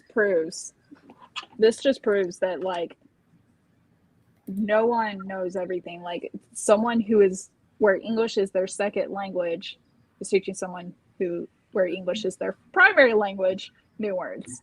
I love that language. The word is orthography, and it means the conventional spelling system of a language. You done sent me, okay? So for that alone, you get snaps because it's real hard to teach me new words. And when somebody does, let me just tell you how happy that makes me. So, Cherry, I did notice a little bit with the grammar, but like I said, first drafts and all that, it's not super, in my opinion, it's not super important. Yeah. I still got pictures in my head because I'm running around grabbing food and stuff, so I was only listening to it and I couldn't see anything. And like kind of like an audiobook or whatever. I got pictures in my head of and got the story of the parents taking the like candy and such, and the like I really got a picture in my head, and kind of these characters did form. Yeah. And sometimes just because you don't have it written on the page doesn't mean it's not going to appear in the reader's mind. You don't have to have every detail on the page. The reader usually will fill it in themselves. And that's the other thing. Like I could, I don't know if it's set so I can edit this, but I will try and just like leave my little tweaks as far as the grammar and like fixing those for you, just so you can see. Mm-hmm. But as far as the tone of the story, you said you wanted it to come across as numb. And so even though I don't get numbness from the main character, I do get it from the parents. I get it from the fact that the main character is going out of the way in their own childish way to take care of their parents by putting the candy in their bed, on their bed, to try and comfort them. I get that at this point the parents, or the child has become the parent. And I think that brings out the numbness that the parents are feeling and shows that the kid is aware of a lot more than adults realize. I like that as a going back to the title of the last moment of childhood. It's like that shift is when you are caring for someone other than yourself. Because, and I wrote down a few ideas of that, and one of those is when you're caring for someone else, another human being, it's like you're no longer a child anymore. It is one way a loss of innocence could be. The other ways, not to digress, but it made me think, because I was trying to say this earlier, was the other ideas I had of a loss of innocence was the first kiss.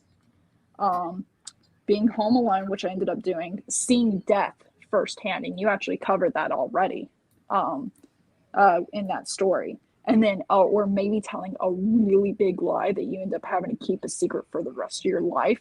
That's like loss of innocence. And then, of course, the big loss of innocence, because Stephen King actually did this in the book It, but having sex was the loss of innocence. So, Cherry, I put in a couple of suggestions. In all of that, I only had 4 changes that were grammar related, and I really didn't change anything else. But I think your intention around tone came through very clearly, and you should be able to see. It may come through to you as an email, but you should be able to see the suggestions that I've made. And then, let me just say, you're always going to be your own worst critic. This is big truth.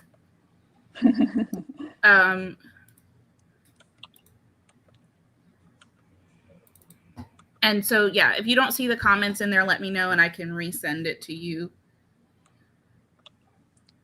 All right. And then someone else was asking if theirs was read. As long as I'm not the only one. I see everyone everywhere. It's awesome.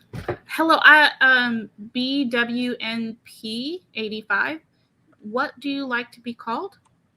And welcome, welcome. We always welcome. Andrea was like 30 seconds behind. Were you asking if your story was read, Andrea? Did you send one? I haven't received it. I know there was someone else I saw in the comments who's, yes, Andrea, I have not received yours. Did you send it to me on Instagram? Is it 85 that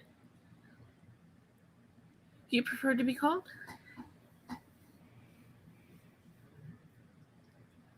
Yeah, let me know. And I am looking. I'm refreshing my Instagrams. And Dobby jumped up on my lap and he was like, love me. And of course he clawed a hole in my knee because he was like, don't make me get down. I was like, hey, while we're waiting, do we want to go ahead and create the next writing prompt? Yes, let's do it. Oh, all right. It's okay. So if we're going pre-made writing prompts, these I wrote myself somebody choose a number between 1 and 54. Y'all You, jump here Chandra, in the or we can chat. go with the chat. Yeah. Oh, me or the chat? It doesn't matter. 1 through 54. 1 through 54. 16. 16. All right. So if we go with 16, oh, I got so many things open. I need 2. Oh, we got a 32 in the chat. Oh, okay. Well, then if we got 2, let's see. You know what? 16 is one of the ones where it's a previous story so go writing 32. prompt. So 32 is titled Following the Wrong Star. Ooh, I like it. I like it. I'm excited. Okay, I'm going to write that down real quick. Now for the 10 words. So with the 10 words, I have an Excel spreadsheet of 750 words now. I'm always adding more to this thing. And I finally figured out a way to, anytime I add a word, if it's a duplicate, it will come up in red font. So then I can delete it real quick and get a new word. So this is 750 precise words. It's called conditional formatting. I love Excel sometimes. Oh, conditional formatting is my fave. Yeah. So that and what's it called? VLOOKUPs. Oh yeah. Love me a good VLOOKUP. The following the wrong star. All right. So the choices you have are to give me a number between 1 and 50 with a corresponding letter between A to O. So one of those. So for example, like last week we did 12D and the word was last at 12D. So just a quick note. I apologize. I mixed up. I read Andrea's story, not Cherry's. And Cherry, if you sent me yours and would like me to read it, just let me know. I'll keep an eye out. And okay, back to the explanation of how we pick the words. So just give me a number with a corresponding letter, 1 through 50, A through O. So last week was 12D, which is the word was last. If it's a duplicate from any last week's, I'll say that's a duplicate and we'll move on to another one. So if you just don't mind typing in the chat, you can have as many choices as you want. You can just throw them all out there. It's not one per person or anything. All right. I saw F5 or 5F. So that word is rake, R-A-K-E. Like it. What is it's 50 and through D or O? Oh, A through O. A through O. Okay, we got a O26. O26 or 26O. The word is rookie, like R-O-O-K-I-E. Ooh, I like it.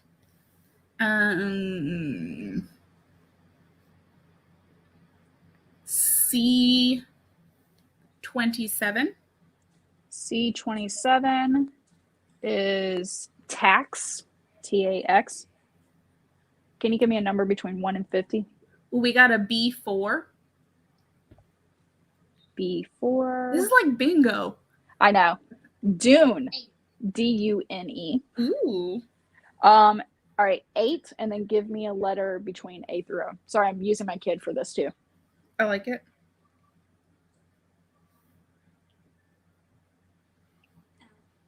Okay, 8L from my daughter.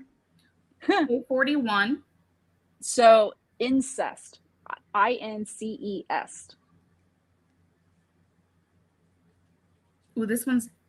How am I supposed to make this not dark? You're really trying me. All right, hold on. Did I miss one? You got K41? What, 41? K41? K41. All right. Hold on.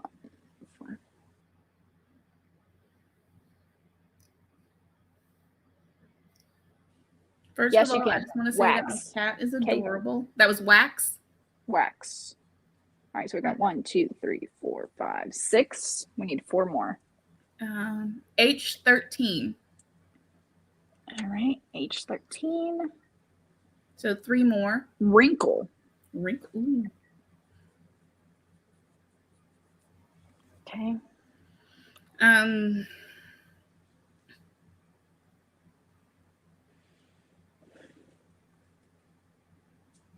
I'm gonna go 34E.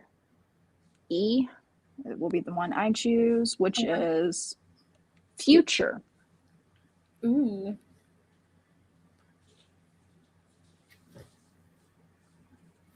I'm already getting ideas. Stop it, Chandra. 3, 4, 5, E20. 6, 7, 8.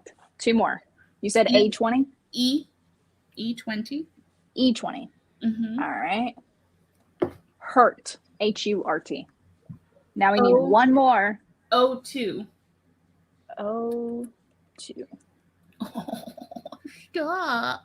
Sorry. Allergy. Allergy. Yeah. All right. So I will type these in the chat real quick. And this is supposed to be happy for you. Or we could change this around. We got a D46. That could be an alternate. D46. All right, hold on. Yeah, take mine out because I feel like I gave a lot. Which one did you give? O2. O2. Okay, I'll take out. So D46 is translucent, and I'll take out allergy. Yay. How am I supposed to make this happy, y'all? This is like punishment. Translucent. All right. This is good medicine. All right. So we got following the wrong star. Oh my gosh, this is amazing. 10 words to include. I kind of like these almost more than the other one. Right? I think it's because it's like the anticipation is stretched out where we like building on it. We're like, where is this going? Yeah. Oh yeah. All right. 10 words. And now I've got to write a happy story. Rape. Rookie. Tax. Dune. I wish I could take out my allergies. Rocks. That's why I'm just wiping my nose because my cat was rubbing his face on my face, and I'm actually allergic to cats and dogs. But he's bless you for still having one. He's my baby, and I got him before I knew I was allergic. I mean, I would have done it anyway. Let's be real. But yeah. But if I ever get another cat, it's gonna be a hairless one. Yeah, they're well, you can give them baths and everything. I want one. I want a Sphinx so bad. Yes. Well, they're so cute. 4, 5, 6, 7, but no kitties, no more kitties until this boy learns how to behave himself. I like Devin's comment. They said, I wish I could take out my allergies. I concur. All right. So this one, I'm gonna have to copy and paste this for myself. I'm so excited about this prompt, y'all. I'm worried. Because I honestly, I got no clue right now. Anything, which is funny because when I come up with these prompts, I'm like, ooh, this is good, and I kind of started getting an idea, but then I forget the idea because I'm like, don't get attached. It's gonna. You still got 10 words. Okay, I just pinned the new prompt. Perfect. Copy that out.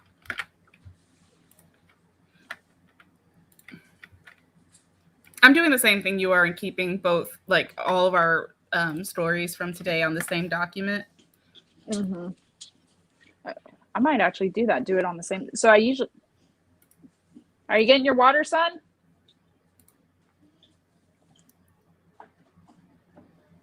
Grab your water. You're coughing. Okay. I'm trying to keep my kids alive. Oh yeah, we should do that and like start putting the like the title of our whatever we decide to call us, and then the date, so we have like a record of everything we've done. Oh yeah. Hold on. Okay, save that Excel spreadsheet. All right, where? Ooh. I still think did you get some water? I still think we should do a Discord too, especially like just nothing but flash fiction. I like it. Oh, what if that's it? Nothing but flash fiction. I'm gonna write that down. Do it. I'm gonna share this. Get this timer pulled up. Yes, Zoe.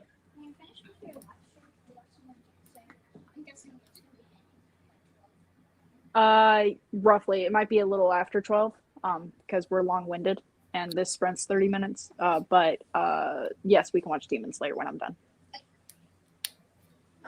All right. Nothing. Okay, so I got that down, and now I gotta open up my spreadsheet. Killing me, Smalls. Y'all, this is gonna be Chandra's first happy flash fiction. You've done happy, I think, like at least once, or it wasn't like as It dark. wasn't as dark, therefore it was happy. Yeah. Oh my Lord. All right. We're gonna see how this works. I gotta outline. I gotta figure something out. Do I have to outline this time, or is me just writing happy good enough?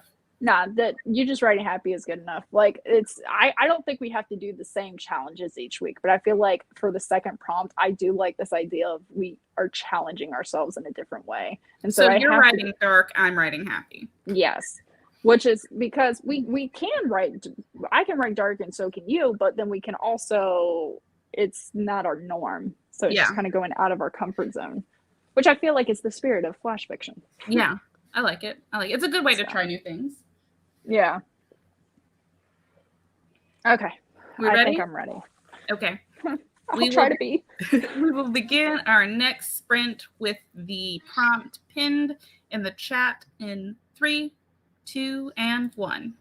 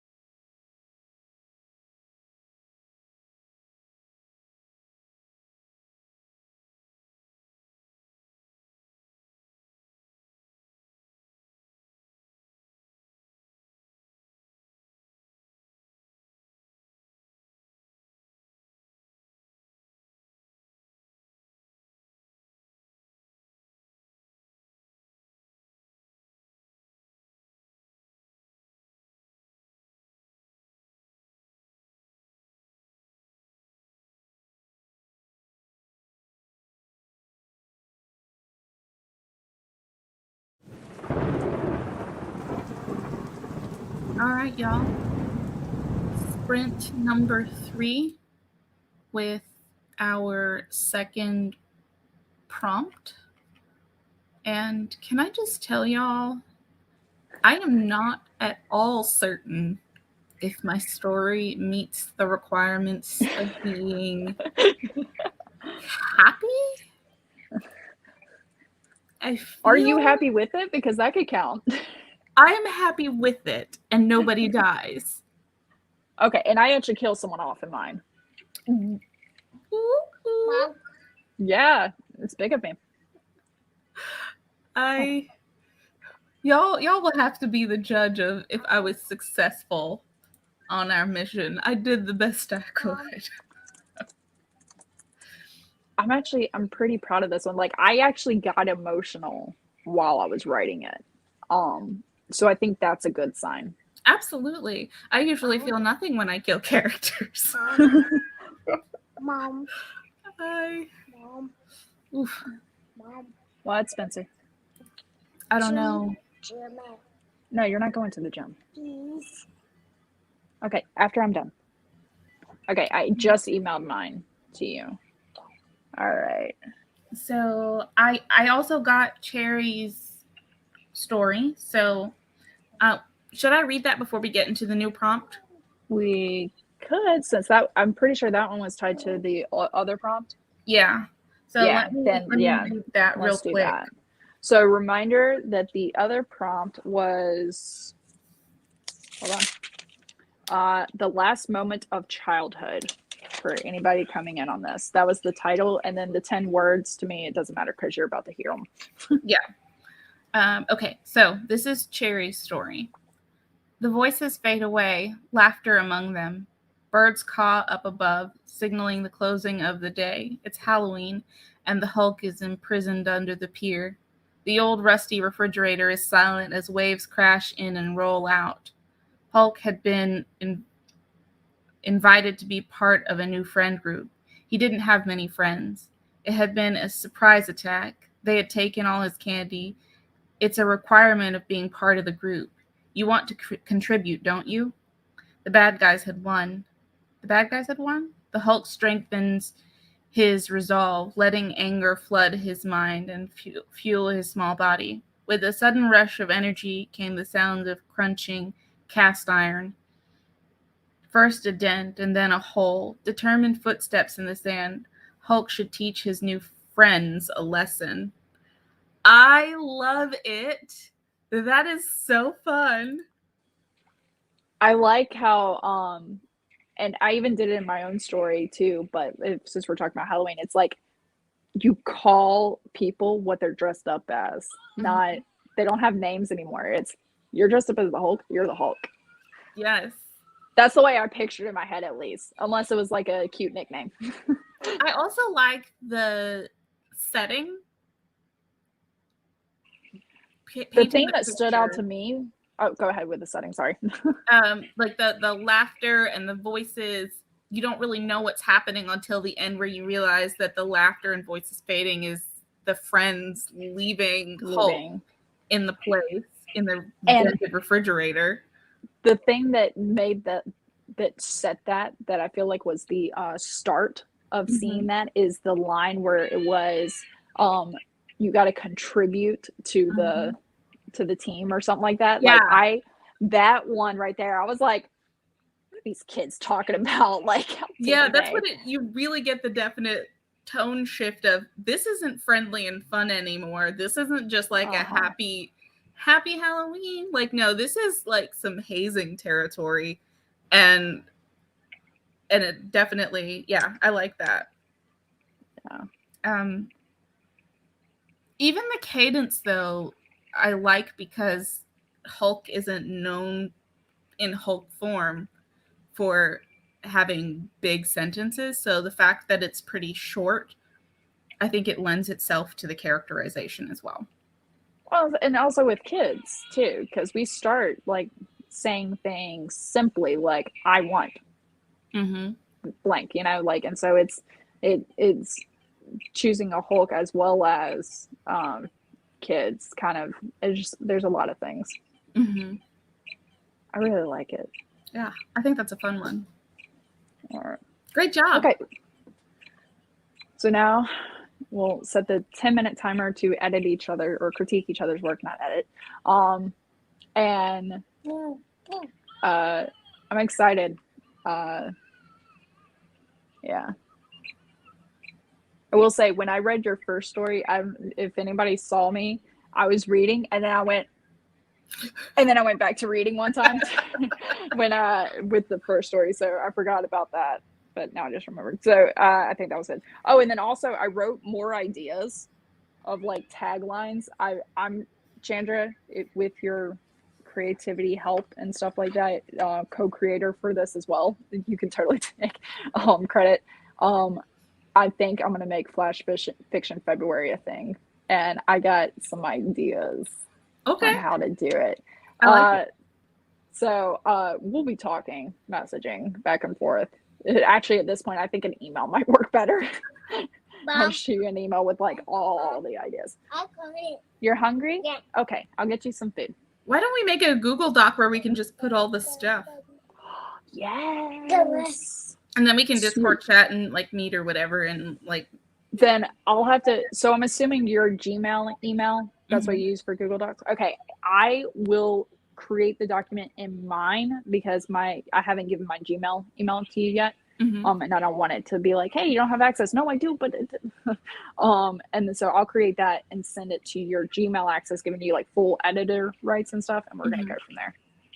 Okay. Let me add that to my to-do list. Yay. Create Google document. I might even just create a whole Google folder and stuff because it will be everything. I like it. Okay. Solid plan. Cool. Okie doke. We are ready. Oh, let me share the screen. That's my job. 10 minutes. And sometimes 10 minutes is too much. Like I'm done and I got 4 minutes left and I'm like, what? If you're done, just ping me, because if I'm done too, then we can just call it. Yeah, we could. This is just editing. It's not full sprints type situation. And plus it's more interesting, I'm sure, for people watching if we get to the talking sooner. That's the difference, I think, between other streams and stuff like this. I think our talking is more clear or fun. Yeah. What are you doing? Yes. Okay. So 10 minutes. All right. We begin our sprint in 3, 2, and 1.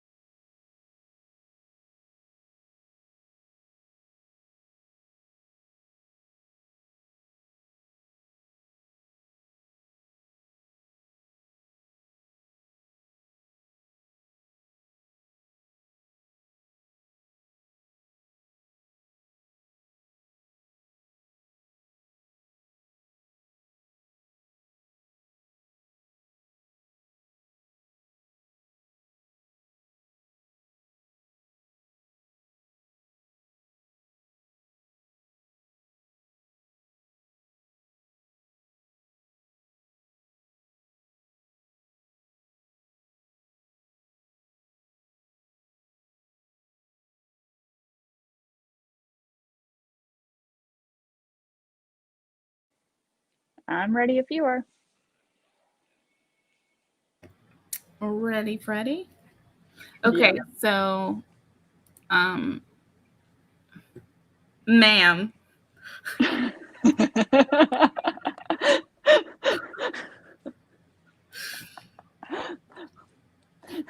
First of all, that hurt my feelings. Yeah. But also, I'm a fan. Sweet. I also have questions. Oh, that means you really liked it then. Yes. Yes, I did. Yeah, I have questions. Mom, Yeah. eat. No, it's too hot. Oh, you are eating? So you're going to, fine, whatever, eat. Burn your tongue. You'll learn. Why did I just get some Sweeney Todd vibes from that? You Wait, will learn. So, all right, are you like dying to talk about the story, or do you want us? We can go through yours. Wait, can I go first? Yeah, okay. I was like, are you dying or? All right, so All I'm gonna right. read it, and then we're gonna talk about it. The older brother slowed his pace so his little brother could tag him. Running in the sand was difficult. Anyway, This was the place where no one could hurt them. They didn't hear the gossip of the town stating they were products of incest or their family was just tax leeches. They could be kids. The eldest brother pulled out a large 3-wick candle to light as the sun dropped below the horizon. The boys dipped their fingers into the translucent wax. They watched it turn opaque, then crack in the wrinkles of their curled fingers. "Barry, Rich," their mother called. Her voice was followed by the dinner bell. Rich grabbed his socks and shoes, along with the rake he brought down as a walking stick. The Barry pulled up his socks and shoes and grabbed a now smoldering candle. He called over his shoulder as he ran diagonally up the dune. "Hurry up, you don't want to be late, rookie." When he reached the top, he saw his little brother lying face down on top of the rake. He rolled Rich onto his back. His arm was pinned to his chest by the rake's teeth. There were hissing sounds every time Rich's chest rose. Rich's eyes searched the night sky until he locked onto his star brother. His eyes softened as he started to cough. Sprinkling his own face with dots of red, he opened and closed his mouth a few times, unable to speak. "Shh," Barry said. "I know it hurts, but soon it won't hurt anymore. Just promise you'll wait for me in the future. Save me a seat, okay?" Barry smiled with only his mouth. Tears started streaming down his cheeks, turning pink before they reached his chin. I'm getting teary-eyed again because I can picture in my head. It's good. Good. Okay, my son likes his lunch. I'm getting teary-eyed over my own story. I wasn't expecting that. I thought they were going to find a body. I didn't realize one of them was going to be the body. And Yeah, so that was a turn. That escalated quickly. It did. But I mean, it would be dark for two kids to find a body on the beach at night, the place where they're supposed to be able to be kids. Mm-hmm. But then I started thinking about it, where it says they could be kids. Are they actually children, or is it like they are childlike in manner? Oh. So I wasn't sure about that. And then the way that they're referred to as the Rich and the Barry, I was like, is that a game that they're playing? And I don't know. It had me asking all kinds of questions. And then even when his brother tripped and fell, because you lead into that with it's difficult to run on sand anyway. So it's not surprising when somebody falls, but I thought it was going to be like you know, like he tripped and fell on a body or something, and I was gonna be like, ew, that's so gross, you know? Okay. No. And then the older brother comforting his little brother so he's not afraid anymore. And the imagery of the tears turning pink before they reach his chin, I was shooketh. I was unready. So you want me to break your bubble a little bit? Okay. The Rich the Berry, that was typos. That was because I didn't even give them names until I was like almost done with it. And I was like, nah, this older brother, younger brother thing is just getting too much. I was like, I have to give them names. So the mother originally said boys and then rang the dinner bell. Well, then I was like, nah, let's just have her call their names. And then so I was like, Barry and Rich. And then so the is left over from the older brother, the younger brother. I was trying to convey that. So sorry to bust that, but I do like your take. Okay, I do like your take on that. Like, are they childlike in spirit? Like maybe they are older, and if they are if they are actual products of incest, there could be a chance that mentally they are a little delayed and stuff. So there's that too. Yeah, that was kind of how I took it. So I didn't have a sentence that I liked the least, but I did have one that I edited. Oh yeah, have at it. So this is the one that I edited. They didn't hear the gossip of the town stating they were products of incest or that their family was nothing more than a bunch of tax leeches. So I reworded that from you know how it was before, just for clarity. But so the way it was before, for anybody who wants to follow, if they want to see a comparison here, they didn't hear the gossip of the town stating that they were products of incest or their family was just tax leeches. And then you said, what was it? They didn't hear the gossip of the town stating they were products of incest or that their family was nothing more than a bunch of tax leeches.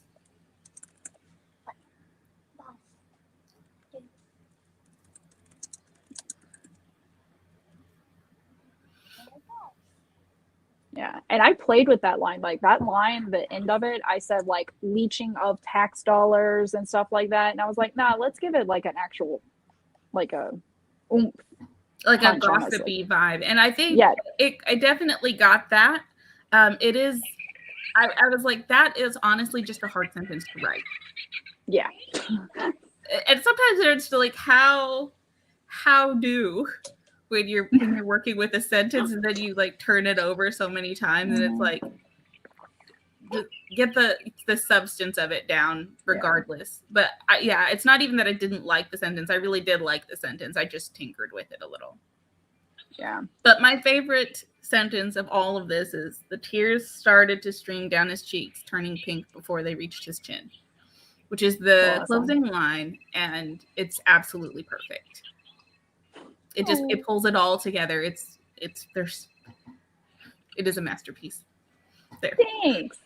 There's still so many things that I wanted in there. Like for example, I call out the brother Barry running up diagonally, which is when you're usually going up sand dunes or anything, you want to go diagonally because if you go up, you're likely to slip down.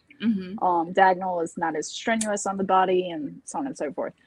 And I was if I could expand further, I was going to have where the brother, being a rookie, is running straight up because he's rushing and stuff like that. And then that causes him to fall. And then also here, the other difference is that Rich was carrying his socks and shoes, whereas Barry put them on. And so kind of these differences between the two of showing, I didn't even catch that. Showing Rich as definitely a rookie, new and everything, and Barry kind of almost forgetting what you're supposed to do, like kind of like even in writing where it's like second nature to us. It's just we go on autopilot on certain things and then we go, oh, that's right. you definitely want to keep in mind first, second, or third person where you're headed on that. Like, but for us, after we've been doing it for so long, we don't even consider that anymore. Yeah. Because we just write in whatever it is that works. Stop it. You cannot eat my electronics. Sorry. Well, I'll only do it once. No, he's trying to chew the top off of my phone charger. Oh, yeah. No. Is it plugged in? Yes. Yeah, even more so. Again, he'll only do it once. There's the morbid side of me. I don't know. Did you see that? That deliberate. Sir. He just grabbed my headphones and was like, I'm going to smack. No, sir. Oh my gosh. I need those for my job. Oh, what is the chat saying? I forgot to jump over there.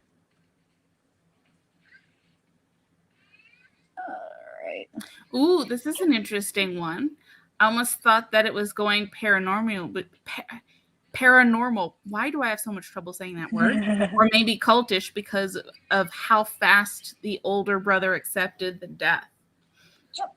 That is an interesting point. I didn't think about that. I didn't ouch, I bit my tongue.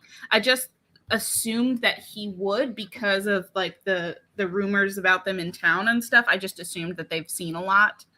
And that that's valid. He was just kind of like, well, this be how it goes sometimes. But like, not that he's not sad about it, but just that he's seen so many bad things. He's chill.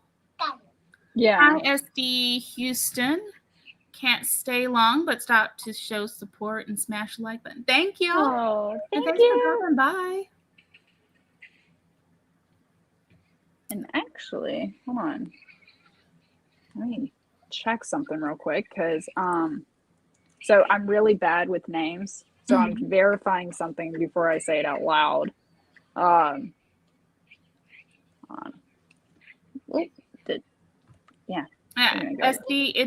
it's not about necessarily being good at writing it. It's about the fun. And yes, think of it, if you, instead of thinking about it as flash fiction being something different, think of it as I'm only writing this one scene. And this scene is self-contained. And that's all there is to it. You're writing a scene, it's self-contained. Oh, stop it. I think it's amazing you guys are doing this live. Oh, thanks. It's been a lot of fun. It's really fun live, especially because what I like about us doing live is that you and I definitely have different ways.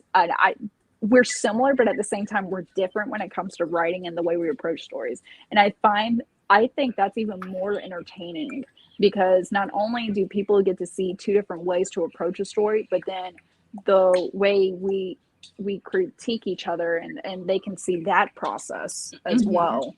I feel it's very informative, actually, not to toot our own horns here. I mean, even just, it's like live learning. You get to watch people go through their creative process and what we learn just from talking about our creative process, because there's ideas like it had never occurred to me to outline flash fiction before. Even if it's just flashes of this is how I'm going to use the word, which by the way, I will say, so when I did this, I started out saying they were on the beach climbing the dunes. The little brother's a rookie to the sand. And so he's using the rake from the shed to keep upright, to kind of balance himself. And that's what I was going to do. That was where I was going to start. And then the sun goes down and they pull out the candle. But I was like, no, when it kind of started painting in my head, I was like, after they're playing with the wax, they have to race home. That's when the rake and everything comes into play. The other things that I'm personally proud of is when I was talking about them playing with the wax, I liked the wax cracking as it was in the curves, the cracks, or the wrinkles. Wrinkles of their fingers. Because I was trying to think, I was like, these are kids, they don't have wrinkles. And I was like, well, it kind of wrinkles when you curl your fingers. And also, I didn't do that with wax, but I definitely did that with Elmer's glue. So I was like, oh yeah. So, okay, if we're done with mine, are you ready for yours? Yeah. All right. We were following the wrong star. What a rookie mistake. I should have known better. but looping around the dark side of the planet had the desired effect. I used its gravitational force to slingshot us into our desired course. It would bring us back on track without using any additional fuel. That was a good thing and an easy way to cover my mistake, and I wouldn't have to say outright what I had done. Bonus, it wouldn't cost us anything other than a little time. From the other side of the planet, the blackness of space had stretched before us, consistent, if overwhelming. But from this perspective, a translucent shimmer stretched out before the nose of the ship. There was no way to course correct, no time to test the viscous membrane. I braced for the hurt I expected to come, but there was none. Still, this was the tax on my mistake, the uncertainty of what I have done. In a flash of light, we were back on the other side of the planet. Only I was outside myself, watching my fateful decision. The known future stretched out before me. Incest, a wrinkle where time doubled back on itself, in itself. I looked around the cabin. It was just me and myself. One knowing, the other about to learn. And what would happen if we went through it again? Would there be a third? What future would they see? I raked my hand through my hair as if I was thinking through the choice to be made. But adventure was calling me, and I had already decided. Were there other worlds out there? I had read Dune. I wanted to see what it was like in a time both present and past, where Star Wars happened and Star Trek took place. There was a reason I had asked to be on this mission, on this interstellar flight, and I would be damned if I let a few nerves stop me. We all knew the risk when we signed up, but this was science. So I turned the ship behind the planet once more, this time without fear. I let the veil pass over me. Then there were 4 of us. Ma'am. You went, even my son's joining in on this. You went, like, you didn't make it morbid or whatever. This is curiosity at its best, and I love it. I'm here for it. So the only things that stood out to me, because I like to finish on good notes. The only thing that stood out to me is that you started this, we were following the wrong star, but yet it seems like this person's alone. And so I feel like it should have started out with I.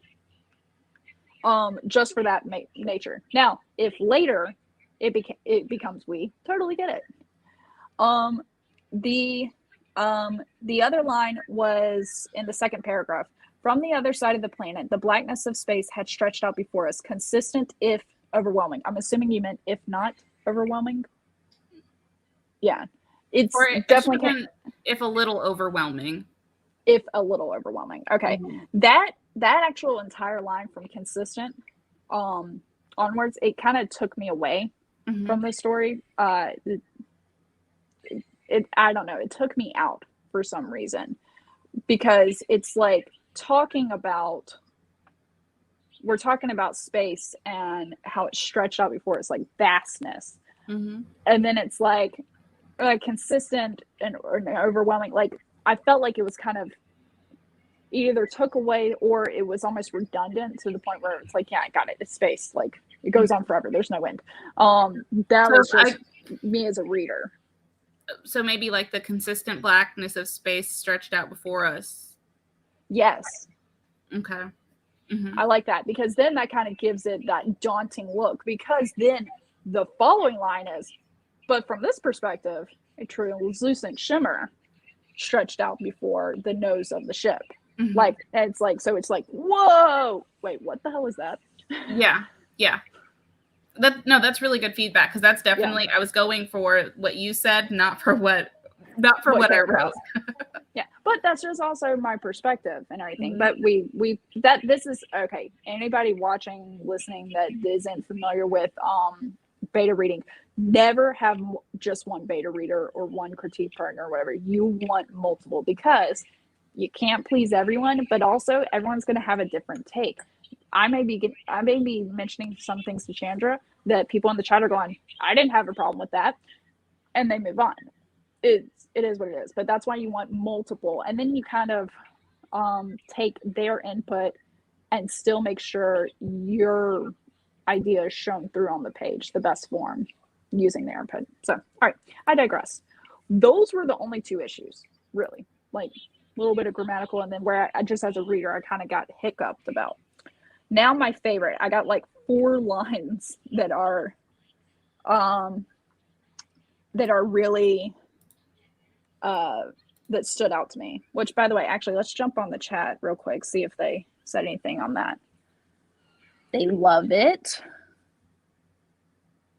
Tax on my mistake. Yeah, I was going to bring up that you were creative the way you use these words, and I loved it so much.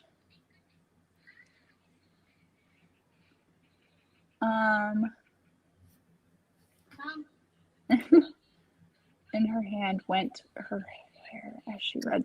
My hand went to my hair. Yeah. Yeah, I do that sometimes. I kind of like do it like slam poetry or something. Yes, sweetie. Okay. You're hungry. Your food's right there. No. Okay, fine. Won't get you more food. All right. A bit overtelling with if not overwhelming. Yeah, I guess it does come across as telling at that point. That's probably why it held up. Thank you, Eva, for giving me another way to put that. Okay, so back to the story. Here's what I liked, and I've already touched on it a little bit. It's your creativity with the words. Because like for me, taxes, I talked about taxes, and it was actual taxes, actual incest. I was so proud of you for talking about time folding in on itself and calling that incest. That brilliant, like freaking brilliant. I am so proud of you for that. And then the other thing that I liked, even though this wasn't part of the words, was you actually pulling other media into this, talking about Dune, Star Wars, Star Trek, like actually tying them. Can you go let the dogs out, please? Thank you. He's so cute when he says sure. Try. I'll try it later. I promise. But I loved that pulled in, because it's also like, if this was actually the future, mm-hmm.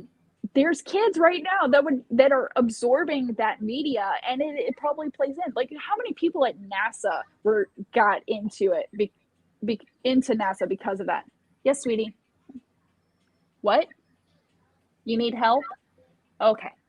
The other 2 lines that stood out to me was the one about where the character is standing there next to themselves, and I like that they said one is knowing, one about to learn.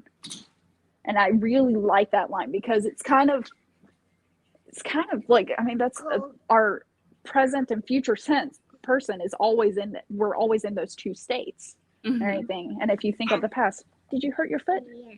I'm sorry. Oh, I'm sorry, kiddo. Oh, we're not getting a Band-Aid. You're not even bleeding.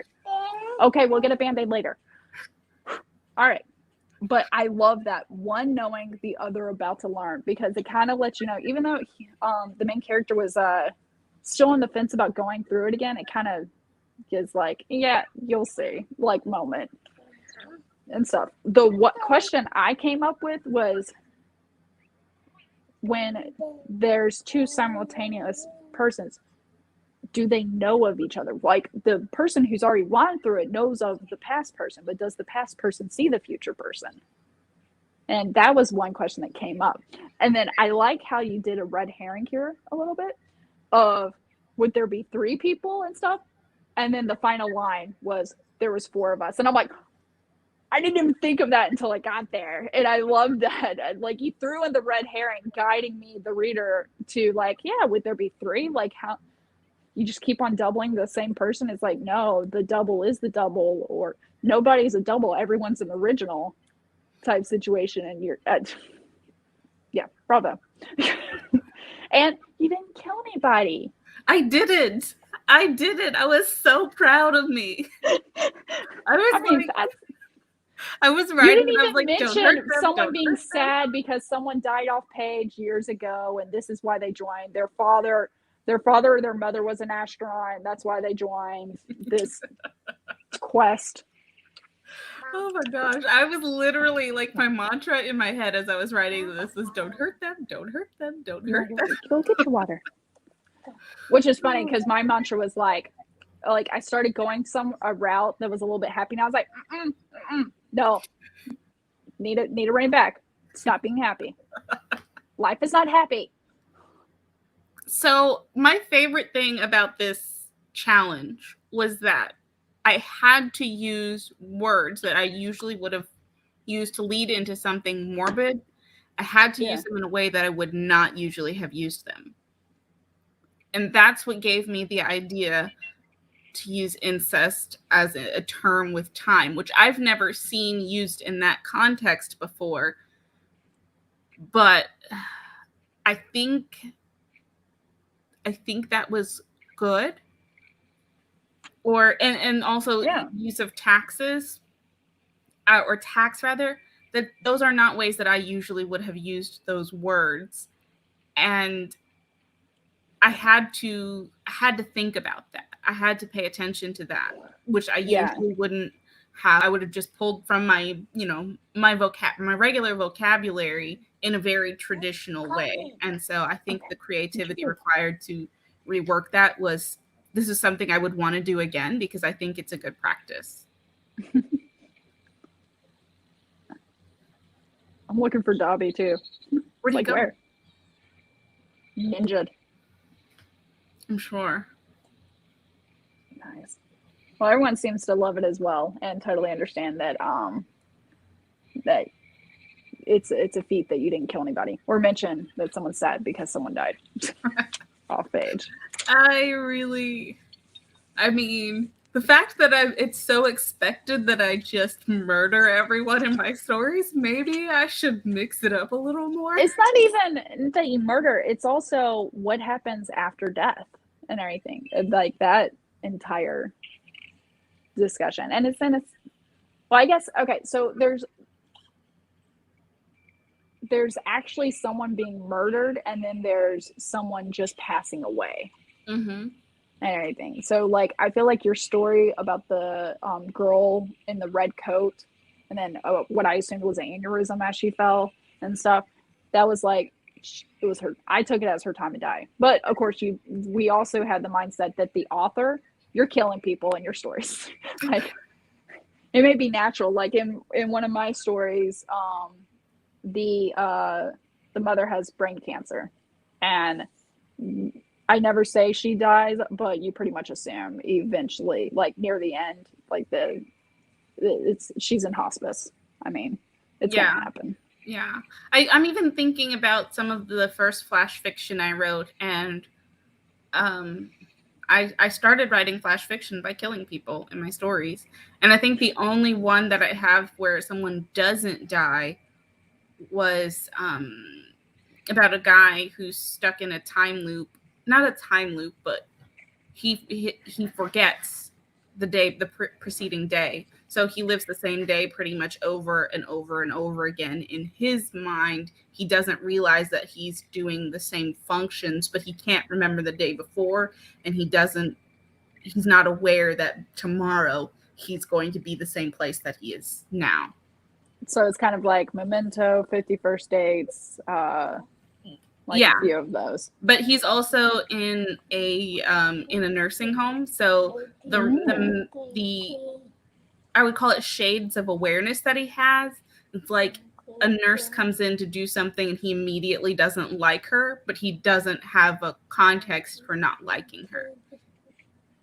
So there's notes where you can kind of see that, but it's not expressly stated. So that's the only flash fiction I wrote prior to today where I didn't kill anyone, as far as I can remember. But also, okay, so where this flash fiction, it kind of has this one kind of has this hope, I think, then that I feel like it has hope of like not that the person's going to be stuck in a time loop forever, but like it's discovery, it's learning, it's for science and stuff. Whereas, not to crush your soul about the guy who has like 1-day dementia is what I would call it. He's in a nursing home. He's old. He's not going to live forever. We know he's going to die. And the question is he going to die just in this cycle constantly, which sounds kind of sad, because then like, what if every day is he never has a visitor, because that's, and stuff like things like that. That's where the dark side of it is. Yes. Well, and it's also funny because that's my great, like, one that terrifies me. Like, if I see a ladybug stuck on the rim of a glass just walking in circles, I have to like knock it off the glass, just be like, there, little buddy. But so in this story, it was important for me that they have the choice to go through again, or they can take a different path. Yeah. And they go through again just to see what happens for the joy of science versus truly being trapped in an endless loop, because at any point in time they can turn the ship in a different direction and see what happens. Especially when you know what's coming, so you know which point would be. Yeah. Cherry brought up a good point of they think word usage has really helped on how short the story is. It's almost like poetry where you kind of expect a wordplay. Well, like that. That's true.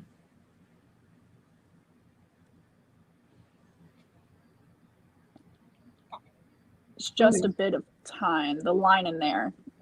Let me see. No, I see what you're saying. Yeah, at the beginning, it does kind of hint at the play with time later on. Yeah, true. Where they are talking about how all it's costing is a little bit of time. It's not a big deal. A little bit of time. And then you say no time to test the was it viscous or viscous? Viscous. Okay, I was like, I hope this isn't. I was toying with the idea. I've heard of viscous, but then I've also heard of then I was thinking, wait, please don't tell me this is one of those situations where I think it's viscous, but it's actually vicious. Because I could see a negative connotation to the membrane. No, it's definitely viscous. Was it intentional, the foreshadow? I would say yes and no. I don't necessarily, because I don't outline, I don't think of it that way, but I do have the theme of the story in mind. So it's more of a vibe than I'm going to intentionally make this part come across in this way. This is the vibe I want for the story. So yeah, I'm hopeful that the theme overall plays out, and that there are things that point towards that theme throughout the story. Yeah, I usually get like a theme, like for me. So in the story that I wrote, I wanted the wrong star to be kind of symbolic of how little brothers look to their older brother. And the older brother is not a wrong star to follow, but he was in that moment because the little brother wasn't ready to follow him. And so that for me was like the background of the story. And it probably didn't completely convey right now in a short story, but I'm sure if I polished this story, you could get that feeling. But I feel like I got closer to that idea when I said he looked for his star brother. Like that, because siblings, they always look up to the older ones usually. There is that age before you become mortal enemies. There is that point where they do enjoy each other. I also saw it as, regardless of what anybody else thinks, especially when you've had all these rumors mentioned about the family, to him, his brother is a star. And you would think about this star being like the star quarterback, like that person in high school who's the most popular. And wherever they are, he isn't the most popular to everyone else, but to his brother, he is the most popular. So I liked that. I thought that was good.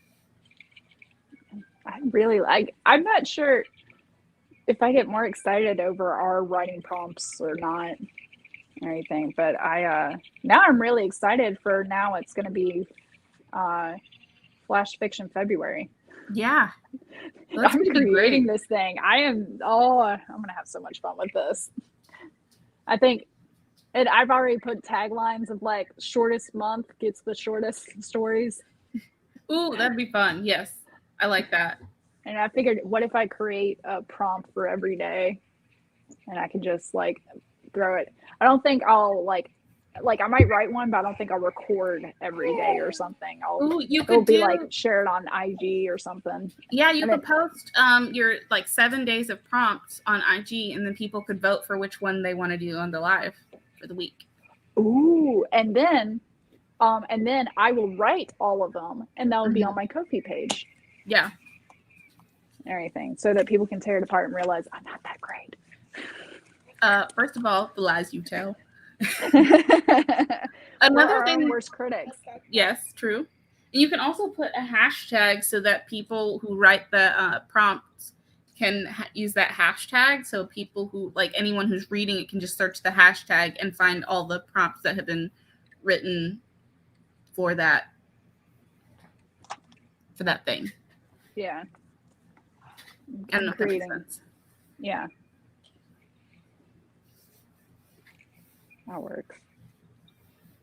I'm excited. I hope I can work this out. Oh, yeah. Thanks, Devin. Loves and support. And everything. I'm just glad that we got a few people in the chat and they joined in on this. I definitely like how this is evolving. Yeah. I didn't expect it to grow, but this is like, I feel like a better writer, and I love the chat's comments. Like everyone just feels open to critiquing and everything, because a lot of people are afraid to. It's like, don't be afraid. Like the whole point of critiquing is not for the author to defend their work, but for the reader to be like, I just didn't get it, and the author to take that and go, all right, I think I might have a way for them to get it. Well, and it's also fun because you get to be like, either I'm not even going to mess with the way that you see this story. That's for you to decide, versus the areas where you're like, no, I specifically want this to be like in this way.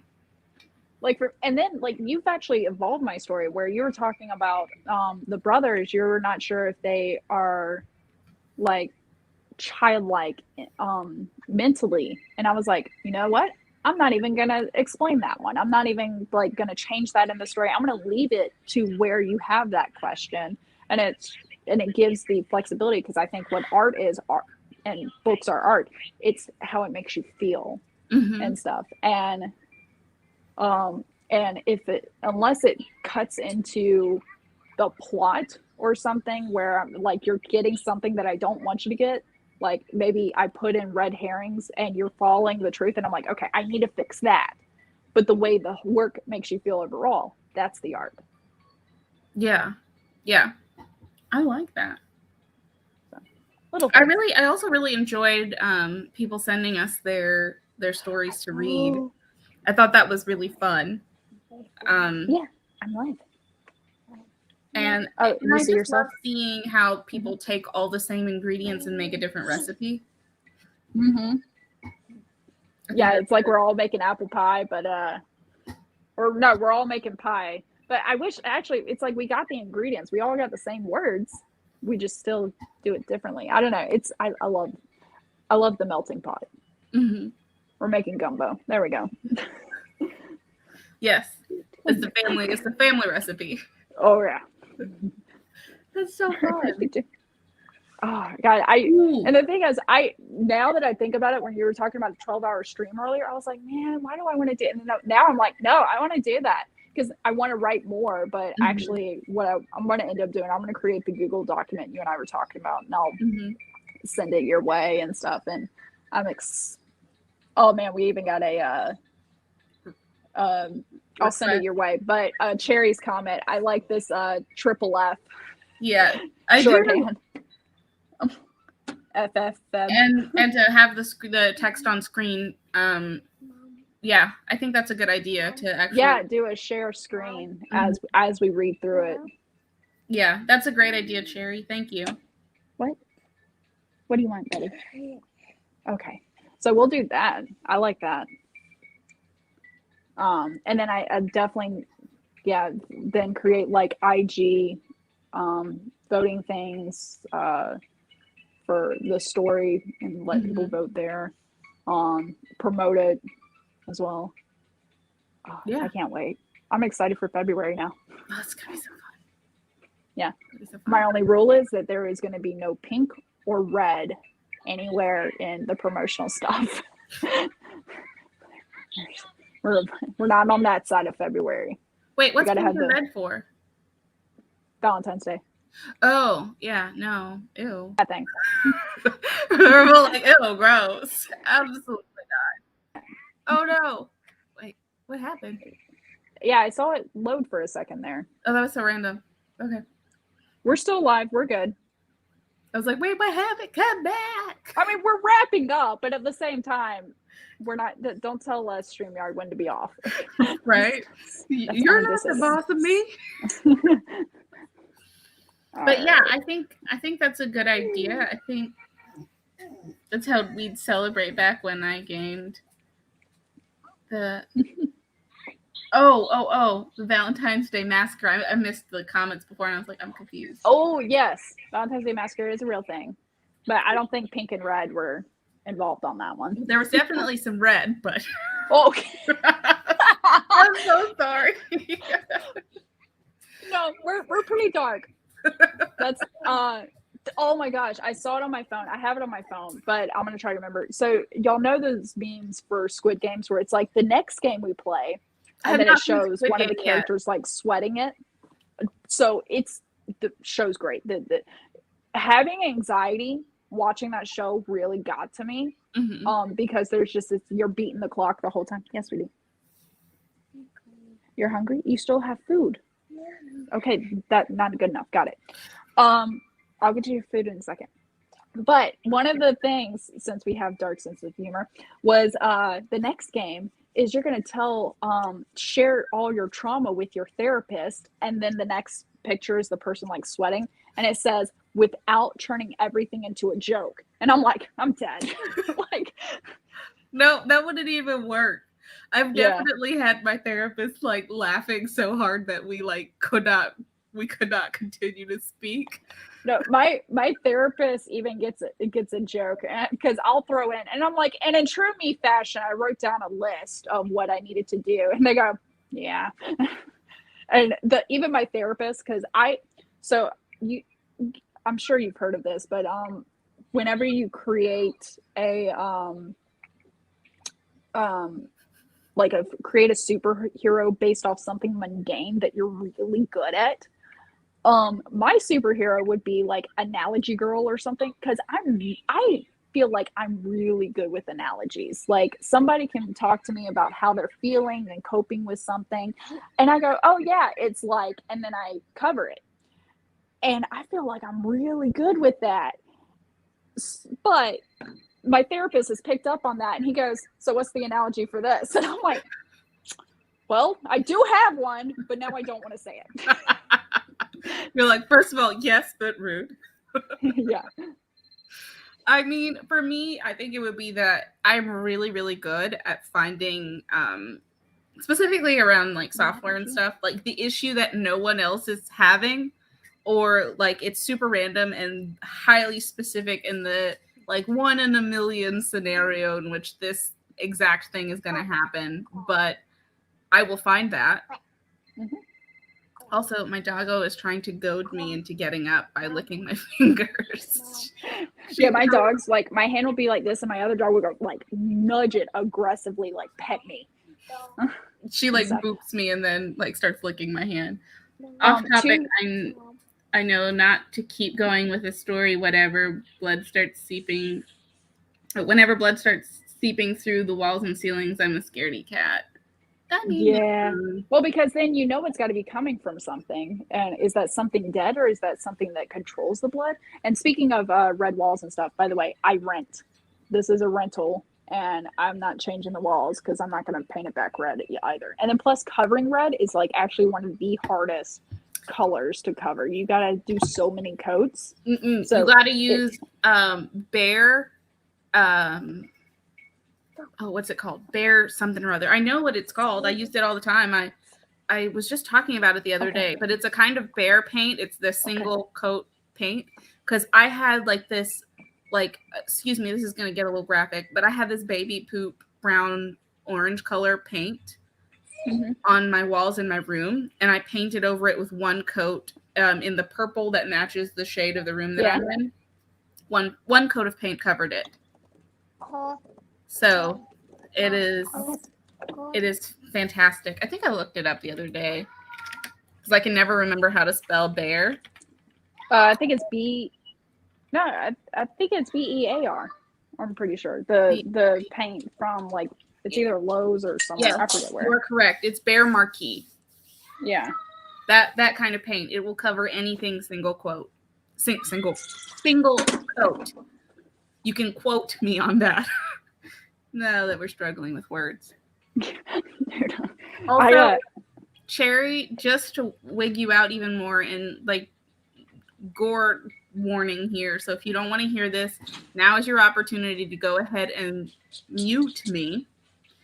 But I saw a news article where a lady was suing her apartment complex because someone had passed away in the apartment above her, and they leaked through her ceiling around the ceiling fan, and her fan was on, and it was just slinging around her room.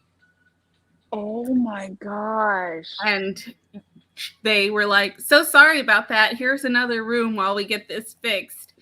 And she had to sue because she had to replace all of the damages to her stuff. And yeah, what are you going to do? Wash it off? No, I'm burning it down. Yeah, no. I've seen poltergeists and like Annabelle and all that. People's souls get latched onto objects and such. Yeah, it's like, well, we're done here. And Devin, yes, that's pretty much what happened. And so anyway, she was traumatized or whatever. I would be too. Like that's when you just think to yourself, like, I just want to start over with all my stuff. Of course, I have that thought anytime I have to clean my entire house. I'm like, let me just get rid of everything and start over. That's me when I clean my fridge. Yeah, that's where you are. Like, delete. I get rid of so many things, and it comes back and bites me in the butt sometimes. But on the other side, my house isn't as messy as it could be. This is valid. Yeah. That's why I like to throw things away, because I'm like, I just really don't want to deal with this. And yeah, if it was that important, they would send me another one or whatever, especially like around mail and bills and stuff. Mm-hmm. Like, there's so many things I want to get rid of, but it's my husband's, and I'm like, dude, I haven't seen you touch this or anything. I really just want to get rid of it. It's been 84 years. Yeah, exactly. Oh my gosh.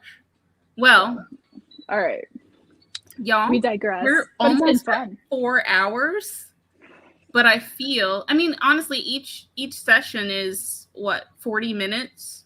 Mm-hmm. And then we talk about it, and we're reading it and everything. Yeah, so I really feel like we did quite well. We will have more coming on how we plan to move forward, especially with Flash Fiction February and the fun changes that we have been talking about today. Yep. Or not really changes, but improvements, I would say. Yeah, I think it is. It's improving, and then I think, I mean, I could see us having to skip a Saturday or something with holidays coming up. Yeah. But for the most part, I can see this being a regular Saturday thing. And then of course, there's always, if anybody, not to plug myself, but my links are down below, but my channel, I post every story I do. So and I say what the story is and the 10 words. So even if you don't want to hear me talk, you can at least get it. Listen to like the first 2 minutes and then get it, and then do it yourself if you so choose. Yeah, absolutely. And I will go back in once the video processes, and I will add chapters so you can find different parts of the story or the like the prompt. I'll bookmark the prompts and where where the sprints start, and then where we're actually sharing feedback and whose feedback on what. And then I'll bookmark the stories that were sent to us that we shared as well. So yes, keep an eye out for that if you want to like go back and find the feedback that you got, or see the prompts or any of that kind of stuff. It will be in the description. So Christmas Day and New Year's Day is on Saturdays. Well, New Year's Day to me, I don't mind, though it 9 o'clock is early. Yeah, I might. Yeah, I probably wouldn't be able to do that one because I'm working an event on New Year's Eve. Yeah, I was thinking we can work schedule because I was thinking on a Friday, the Friday after Thanksgiving, if the day after Thanksgiving, because I don't do Black Friday or anything. We could do then do a live stream then possibly. Okay. Yeah, let's get our schedule together, and I'll just send you my availability. Yeah, because I usually do. I think let's try to have it semi-planned of at least when we're not going to stream. So we know not to promote or anything, and then just between now and New Year's for schedule-wise, because my schedule doesn't change.